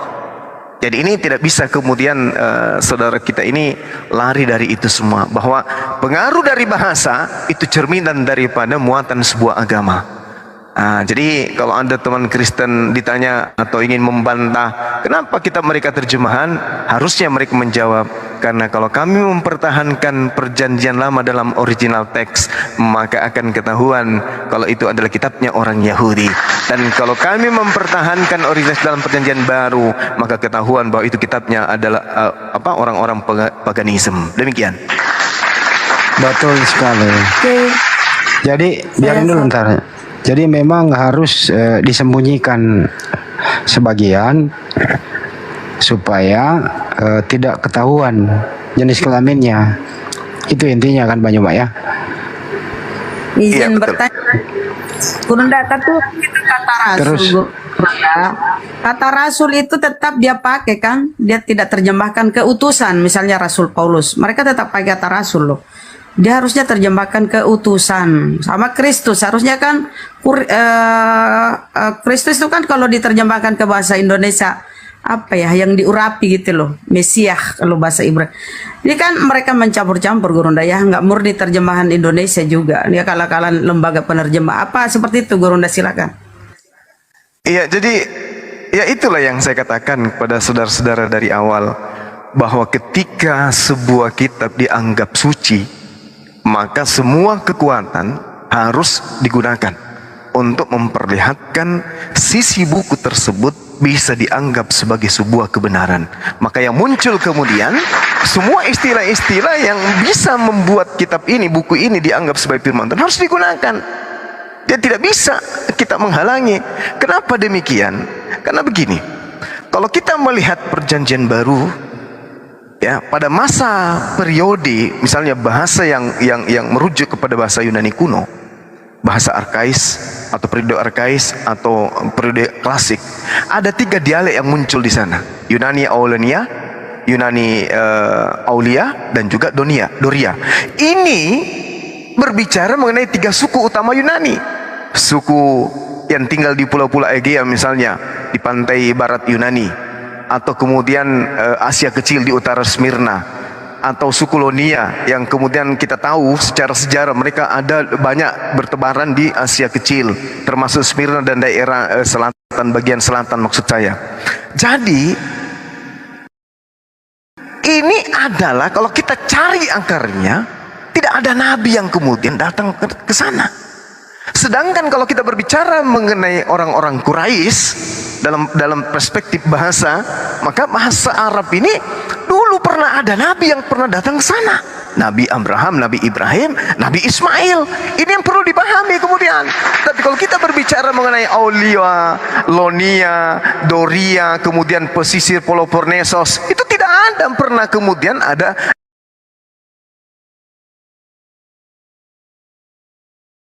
cara tradisi Yunani. Maka istilah-istilah Yunani itu syarat dan sangat kental, sangat familiar dengan ajaran-ajaran Helenistik, ajaran Helenisme Stoa, penyembahan-penyembahan kepada dewa-dewa, penyembahan-penyembahan kepada roh-roh. Sedangkan kalau kita berbicara mengenai Yunani abad pertengahan, ya tidak bisa kemudian kita lepas daripada Yunani Romawi Timur, Yunani Bizantium, terus kemudian bahasa Yunani yang mereka gunakan.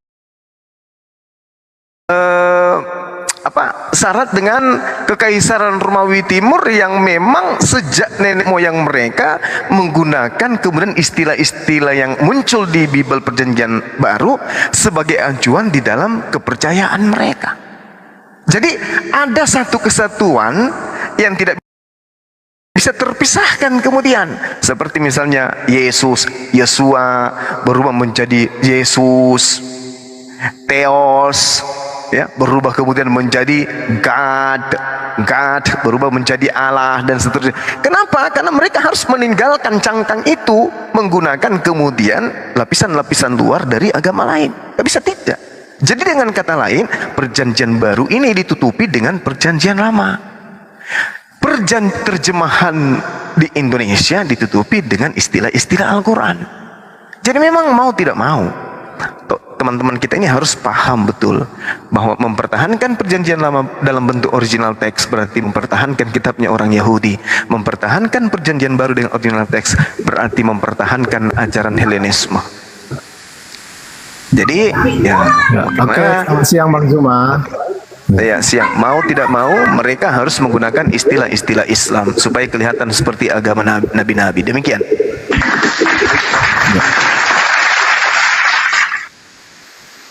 Ya, dari narasi Bang Zuma tadi, saya pengen cuma tanya satu ya.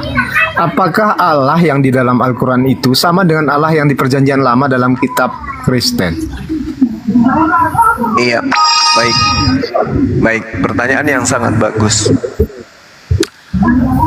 Islam itu mengajarkan bahwa seluruh nabi yang datang diutus oleh Tuhan pencipta langit dan bumi itu mengajarkan kemudian tauhid, satu Tuhan, tak ada Tuhan lain. Tuhan yang datang kepada Nabi Muhammad sallallahu alaihi wasallam adalah Tuhan yang pernah datang kepada Nabi Ibrahim, bahkan Nabi Adam.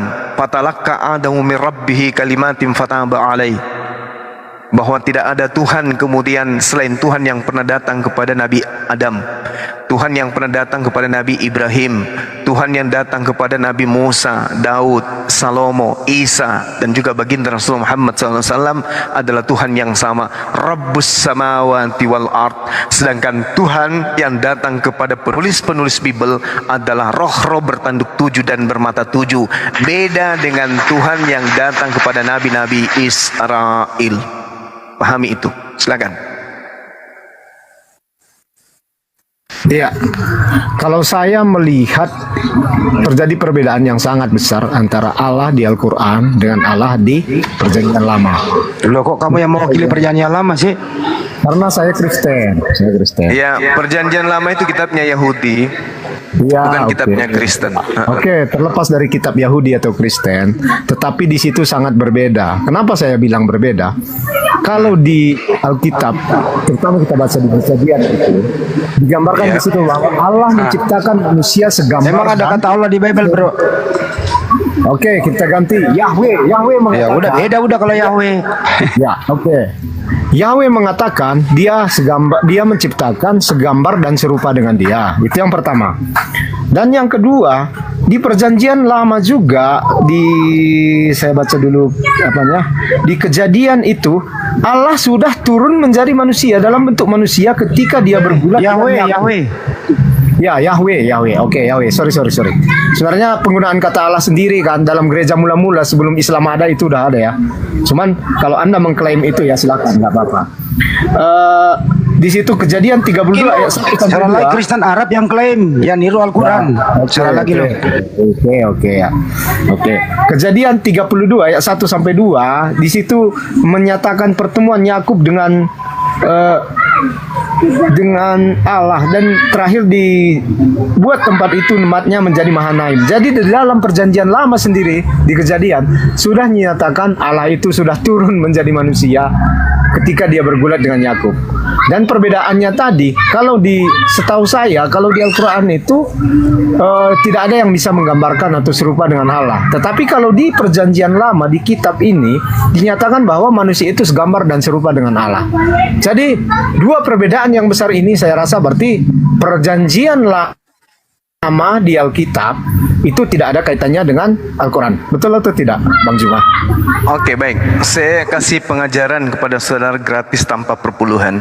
Satu hal yang perlu saudara pahami. Dua ucapan yang Anda bawa, kalimat yang Anda bawa, yang menurut saya itu menandakan Anda sangat awam dalam hal ini. Yang pertama, seingat saya Anda mengatakan Tuhan datang bergulat sama Yakub.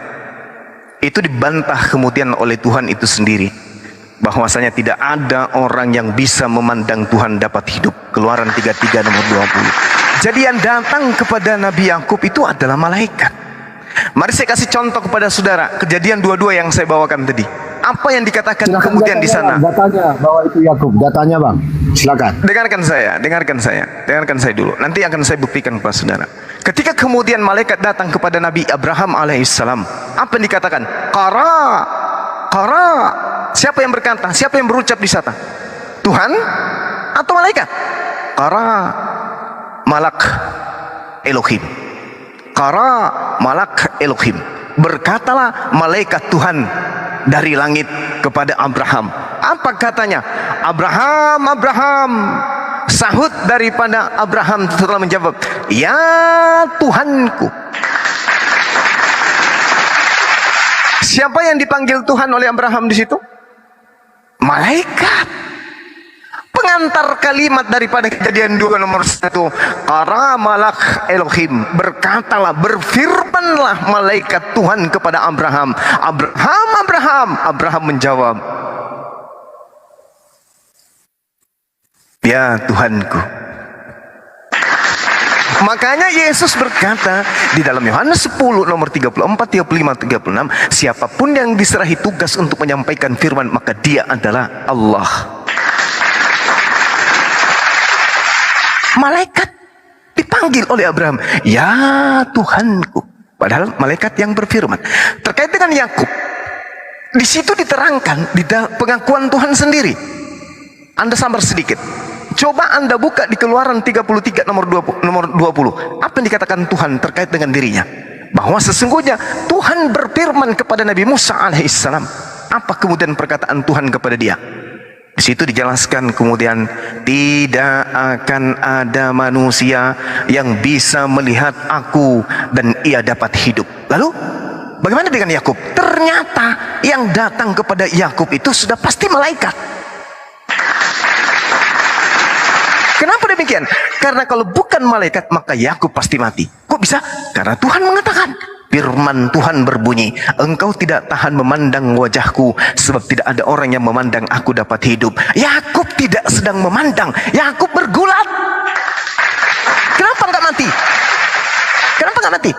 Karena yang datang kemudian kepada Yakub sudah pasti bukan Tuhan, tetapi utusan Tuhan berupa malaikat.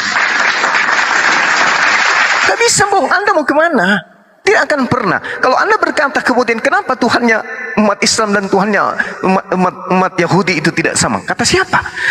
Anda baca di dalam Kejadian 17 nomor 7. Wahai Abraham, aku akan mengadakan perjanjian kekal denganmu, dengan anak-anakmu, dengan keturunanmu secara turun-temurun, bahwa aku akan menjadi Tuhan mereka, Tuhan anak-anakmu dan Tuhan keturunanmu secara turun-temurun, dan ini adalah perjanjian kekal. Wa may yarghabu an millata Ibrahim illa man safiya nafsa wa laqad istafainahu fid dunya wa innahu fil akhirati laminas salihin. Ini Allah Allah mengatakan, dan orang yang membenci ajaran Ibrahim hanyalah orang yang memperbodoh dirinya sendiri. Dan sungguh kami Tuhan telah memilih Ibrahim di dunia ini, dan sesungguhnya dia akhirat termasuk orang-orang yang saleh. Iskala lahu rabbuhu aslim, qala aslamtu li rabbil alamin. Ingatlah ketika Tuhan berfirman kepada Abraham, berserah dirilah. Lalu kemudian Nabi Ibrahim menjawab, aku berserah diri kepada Tuhan seluruh alam, Rabbus samawati wal ar. Dan siapa dia? Wa wasabiha Ibrahimu banihi wa Yaqub ya baniya innallaha astafa lakumuddin fala tamutunna illa wa antum muslimun. Nabi Ibrahim alaihissalam dan anak-anaknya, bahkan Nabi Yakub alaihissalam pun mengatakan, wahai anak-anakku, sesungguhnya Allah telah memilih jalan ini untukmu, maka janganlah kau mati kecuali dalam keadaan Islam Muslim. Jadi Al-Quran menarasikan, kitabnya orang Yahudi menarasikan, Tuhan yang kami sembah adalah Tuhan yang sama, karena Tuhan telah mengangkat perjanjian, aku akan menjadi Tuhanmu wahai Abraham, wasabiha Ibrahimu banihi wa Yaqub ya baniya innallaha astafa lakumuddin fala tamutunna illa wa antum muslimun. Makanya orang Yahudi dan orang Islam beriring sejalan tentang Tuhan. Mereka tidak pernah ribut tentang ketuhanan. Kenapa? Karena orang Yahudi sadar orang Arab adalah saudara mereka, menyembah kepada Tuhan yang sama. Inilah yang kami sebut Rabbus samawati wal ar, subhanahu wa ta'ala, pencipta langit dan bumi yang maha suci lagi maha tinggi. Sedangkan Kristen penumpang gelap yang berasal dari tanah Romawi Yunani, yang mengambil kitab dari nabi-nabi kami, diterjemahkan dalam bentuk Septuaginta, lalu kemudian diterjemahkan ke dalam bahasa Indonesia di negara ini. Meskipun terjemahan yang sangat-sangat syarat, banyak kesalahan, yang tadinya gemuk dibinasakan, malah diubah terjemahan pembinasaan itu, dirubah menjadi sesuatu terjemahan yang sangat keliru, yaitu kulindungi. Padahal kata asmir dan kata asmit itu adalah berbeda. Kubinasakan dan kulindungi adalah dua kata yang sangat bertolak belakang. Ini yang dianut oleh kitab terjemahan.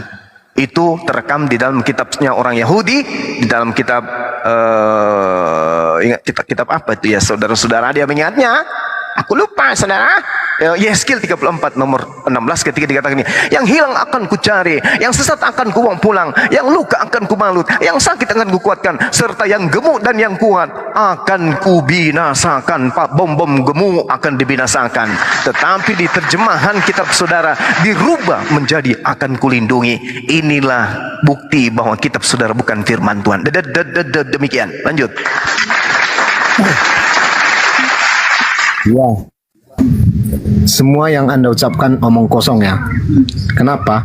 Pertama, Anda tidak menjawab poinnya. Kenapa? Saya tadi nyatakan bahwa di Alkitab Kejadian bahwa Allah itu segambar dengan manusia. Anda tidak menjawab karena itu tidak sesuai dengan Al-Quran.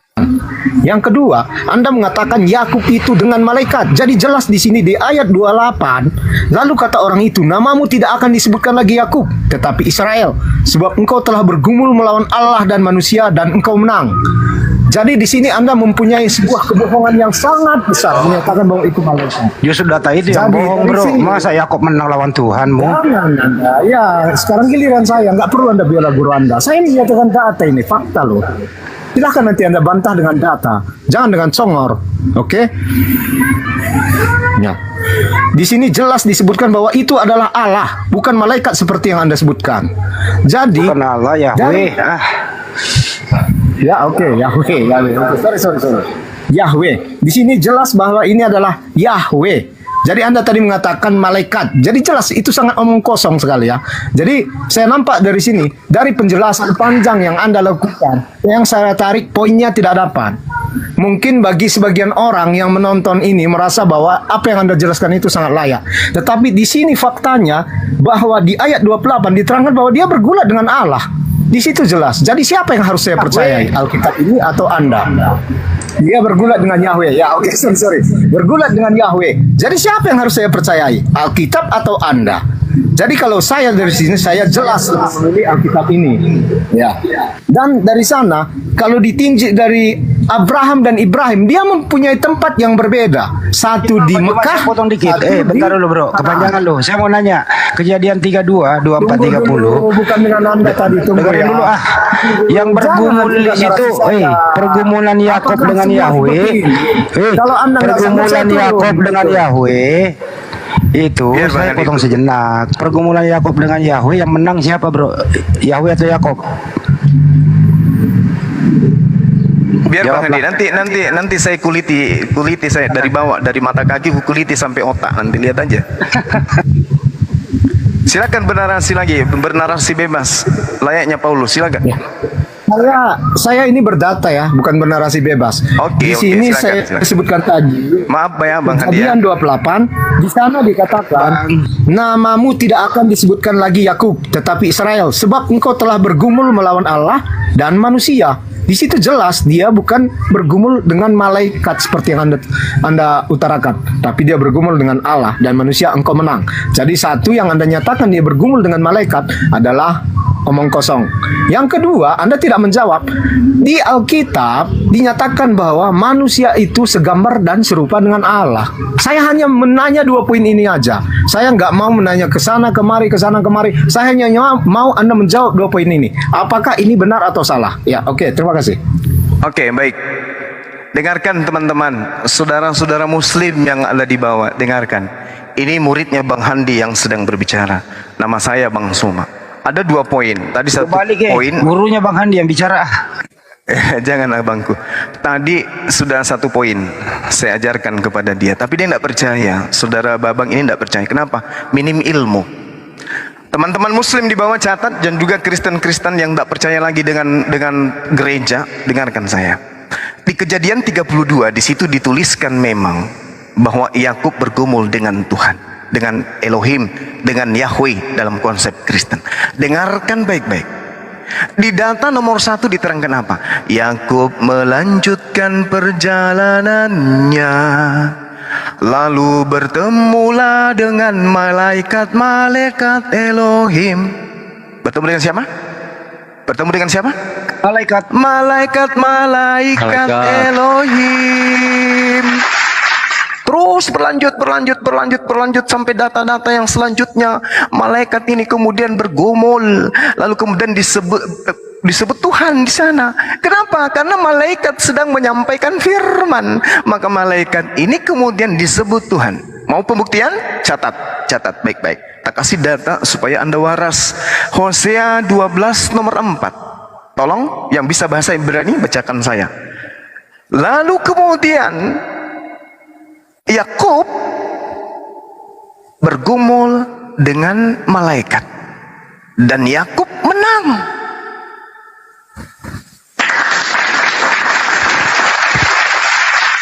Ada yang salah dari pernyataan saya? Hosea 12 nomor 4. Yakub bergumul dengan malaikat dan Yakub menang. Yakub menangis dan memohon belas kasihan kepadanya di Betel. Ia bertemu dengan dia dan di sana dia berfirman kepadanya. Siapa ini? Malaikat Tuhan yang berjumpa dengannya. Itu yang satu ya. Anda harus belajar ya. Yang kedua, ketika Anda mengatakan bahwa Tuhan serupa dengan Adam, berarti Tuhan punya anus, Tuhan punya lambung, Tuhan punya limpah, Tuhan punya usus, Tuhan punya gigi. Anda mentafsirkan kitab agama lain seenak perut agama Romawi Vatikan. Sedangkan Tuhan bertanya di dalam kitabnya orang Yahudi, hendak dengan siapa engkau menyamakan aku? Hendak dengan siapa engkau membandingkan aku? Hendak dengan siapa engkau mengumpamakan aku sehingga kami sama? Tuhan mengatakan apa? Tidak ada yang sama dengan aku, baik di bumi maupun di langit. Yeremia 10 nomor 6. 2 Samuel 7 nomor 22. Tidak ada yang sama seperti aku, tidak ada yang serupa dengan aku. Laisa kamislihi syai'. Jadi Anda menerjemahkan kitabnya orang dengan serampangan. Kenapa? Anda menginginkan Tuhannya Yahudi menjadi bayi. Anda menginginkan Tuhannya Yahudi memiliki nonot. Anda menginginkan Tuhannya Yahudi punya jambut. Anda menginginkan Tuhannya Yahudi punya anus untuk kentut. Lebih baik Anda menuhankan bom-bom. Kalau Anda mengatakan Tuhan serupa dengan bom-bom, lebih baik Anda sembah bom-bom aja sekalian. Karena bom-bom matanya bola, ya, maha besar itu matanya bola seperti bola pingpong. Anda menerjemahkan di kitabnya orang Yahudi, baiklah kami menciptakan Adam serupa dengan kami. Maksudnya serupa dengan gambar kami. Tuhan sudah merencanakan gambaran Adam itu seperti apa. Punya tangan, punya mata, punya hidung, punya telinga, punya mulut, punya leher, punya lambung, punya kaki, punya paha, punya anus, punya nonon, bijinya zakarnya 2, jari-jarinya 5. Itu yang digambar Tuhan sebelum Adam direalisasikan menjadi ciptaan biologis. Anda harus pahami itu. Jangan Anda mengatakan, marilah kita menciptakan Adam seperti wajah kita, seperti gambar kita. Oh, jangan begitu. Itu ajaran paganisme. Tak ada. Tuhan berkata, Yesaya 46 nomor 5. Hendak dengan siapa kamu hendak menyamakan aku, hendak membandingkan dan mengumpamakan aku sehingga kami sama. Tuhan di dalam bilangan 23 ayat 19, Tuhan Elohim bukan manusia dan bukan anak manusia. Kalau Anda mengatakan ada makhluk sama seperti manusia dan tapi dia bukan manusia, lalu apa namanya itu? Hantu. Hantu sama manusia enggak. Apalagi sapi enggak sama dengan manusia. Tuhan mengatakan, aku bukan manusia dan bukan anak manusia. Itu jelas. Hosea 11 nomor 9 juga mengatakan demikian. Aku bukan manusia, bukan manusia dan bukan anak manusia. Nah, kalau Anda menyamakan antara Tuhan dengan Adam, berarti dia juga manusia. Terbantah. Jadi yang benar adalah, baiklah kami menciptakan manusia serupa dan segambar dengan gambar kami. Artinya, Tuhan sudah membuat sketsa lebih awal setelah dia menciptakan Adam serupa dengan gambarnya Tuhan. Maksudnya gambar selayaknya saya menggambar bangunan di atas kertas, saya akan membuat bangunan yang akan saya bangun ini serupa dan segambar dengan gambar yang ada di atas kertas. Itu maksudnya, bukan berarti Adam itu sama seperti Tuhan. Kalau Adam sama seperti Tuhan, berarti Tuhan tidak maha melihat. Kenapa? Adam ketika dia menghadap ke depan, Adam tidak lihat apa yang di belakang. Kalau yang di belakang batok kepalanya aja deh, Adam tidak lihat. Bagaimana mau Tuhan itu maha melihat? Anda belajar lagi, Anda belajar. Atau panggil Pak Bom-Bom di sini biar ku terapi sekalian. Silakan Anda tanggapi. 2 poin Anda hancur berantakan, ya. Jadi bukan Tuhan yang berdialog dan bergulat dengan Yakub, tapi malaikat. Itu dalilnya jelas ada. Silakan. Tetap Anda mengeyel ya, tetap Anda melakukan omong-omong kosong. Kenapa saya bilang begitu? Karena di dalam Kejadian 28 tadi jelas di situ tertulis Yakub bergulat dengan Allah. Jadi Anda mau mendiadakan ayat itu. Anda menyatakan ayat itu bohong, begitu. Jadi kenapa saya bilang omong kosong semua? Anda menyatakan bahwa Alkitab itu, nanti Anda tanya bahwa Allah punya anus, punya tangan. Bukan ke situ, bukan ke situ. Jadi ketika dinyatakan segambar dan serupa dengan Allah, itu bukan menyatakan sama. Tidak ada kata sama di situ. Segambar dan serupa dengan Allah. Cuman kelebihan Anda di sini, Anda bernarasi mencaplok ke sana, mencaplok ke sini, seolah-olah Anda bernarasi itu dengan sesuai isi Alkitab. Padahal sebenarnya yang Anda sampaikan itu caplok ayat sana, caplok ayat sini, nggak berkaitan sama sekali. Terkadang saya bingung dengan cara Anda menyatakan suatu ayat. Anda sesuka-suka Anda saja mendeskripsikan ayat itu. Anda tidak melihat ayat itu betul-betul dari konteksnya. Sementara Alkitab itu nggak boleh Anda caplok-caplok sebenarnya loh.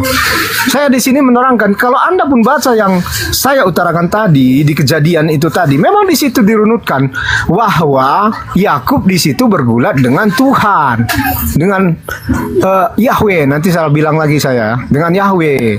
Jadi kalau di Al-Quran seperti apakah Allah digambarkan? Jangan Anda menggambarkan lagi Allah di Alkitab. Tolong jelaskan Allah Anda yang di Al-Quran. Jangan menggambarkan Yahweh yang di Alkitab gitu. Jadi kalau Anda gambarkan lagi Yahweh yang di Alkitab dengan untuk menjelaskan yang di Al-Quran, itu nggak nyambung sebenarnya. Makanya saya bingung dengan cara Anda. Anda mengait-ngaitkan dengan Pak Bom-Bom. Pak Bom-Bom itu orang pintar. Saya udah pernah melihat dia. Dia semua yang saya bicarakan, yang saya utarakan, dia berdata loh. Bukan seperti Anda gitu. Jadi saya heran kok banyak kali penonton gini. Padahal Anda nggak berisi. Dari tadi juga udah dibawain datanya, Kuclok. Stop, biarin. Biarin Tedore, biarin.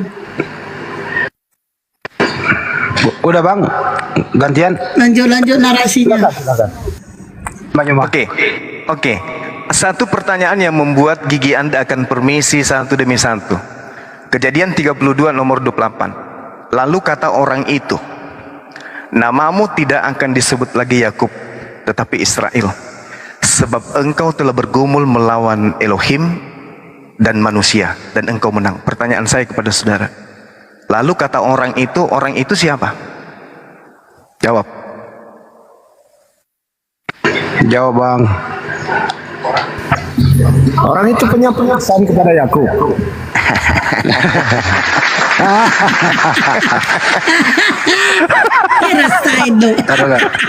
Orang itu. Jadi orang itu menyebut Yakub ya Bang Yoma. Siapa orang itu ya Bang Yoma ya? orang itu berkata Yakub bergumul dengan Tuhan dan Yakub menang. Orang ini yang berkata ini siapa? Pak Bombom. Pak Bombom. Sedangkan jelas sekali yang datang kepada Yakub itu adalah para malaikat. Baca nomor satunya. Anda jangan ngeyel kalau diajarin. Yakub melanjutkan perjalanannya, lalu bertemulah dengan malaikat-malaikat Elohim dengan dia. Nah, sedangkan ketika Anda membawa data kemudian nomor 28, kata orang itu, namamu tidak akan disebut lagi Yakub, tetapi Israel, sebab engkau telah bergumul melawan Elohim dan engkau menang. Kata orang itu siapa? Bom. Baduap. Ya, dasar otet pengecut. Jangan biarin, nggak apa-apa. Bang Yoma masih ada. Ini saya terusin ke Bang Yoma. Dasar lu udah tiga nih ya. Stop dulu Bosti. Pak Bang dijawab. Entar dulu Bang, dijawab saya lanjutkan. Dengar dulu Bang. Pertanyaannya Bang Yoma adalah, pertanyaannya Bang Yoma, siapa orang itu? Silakan dijawab Bang. Siapa orang itu? Kabur dia. Kalau kabur juga dia ngikut. Kabur dia.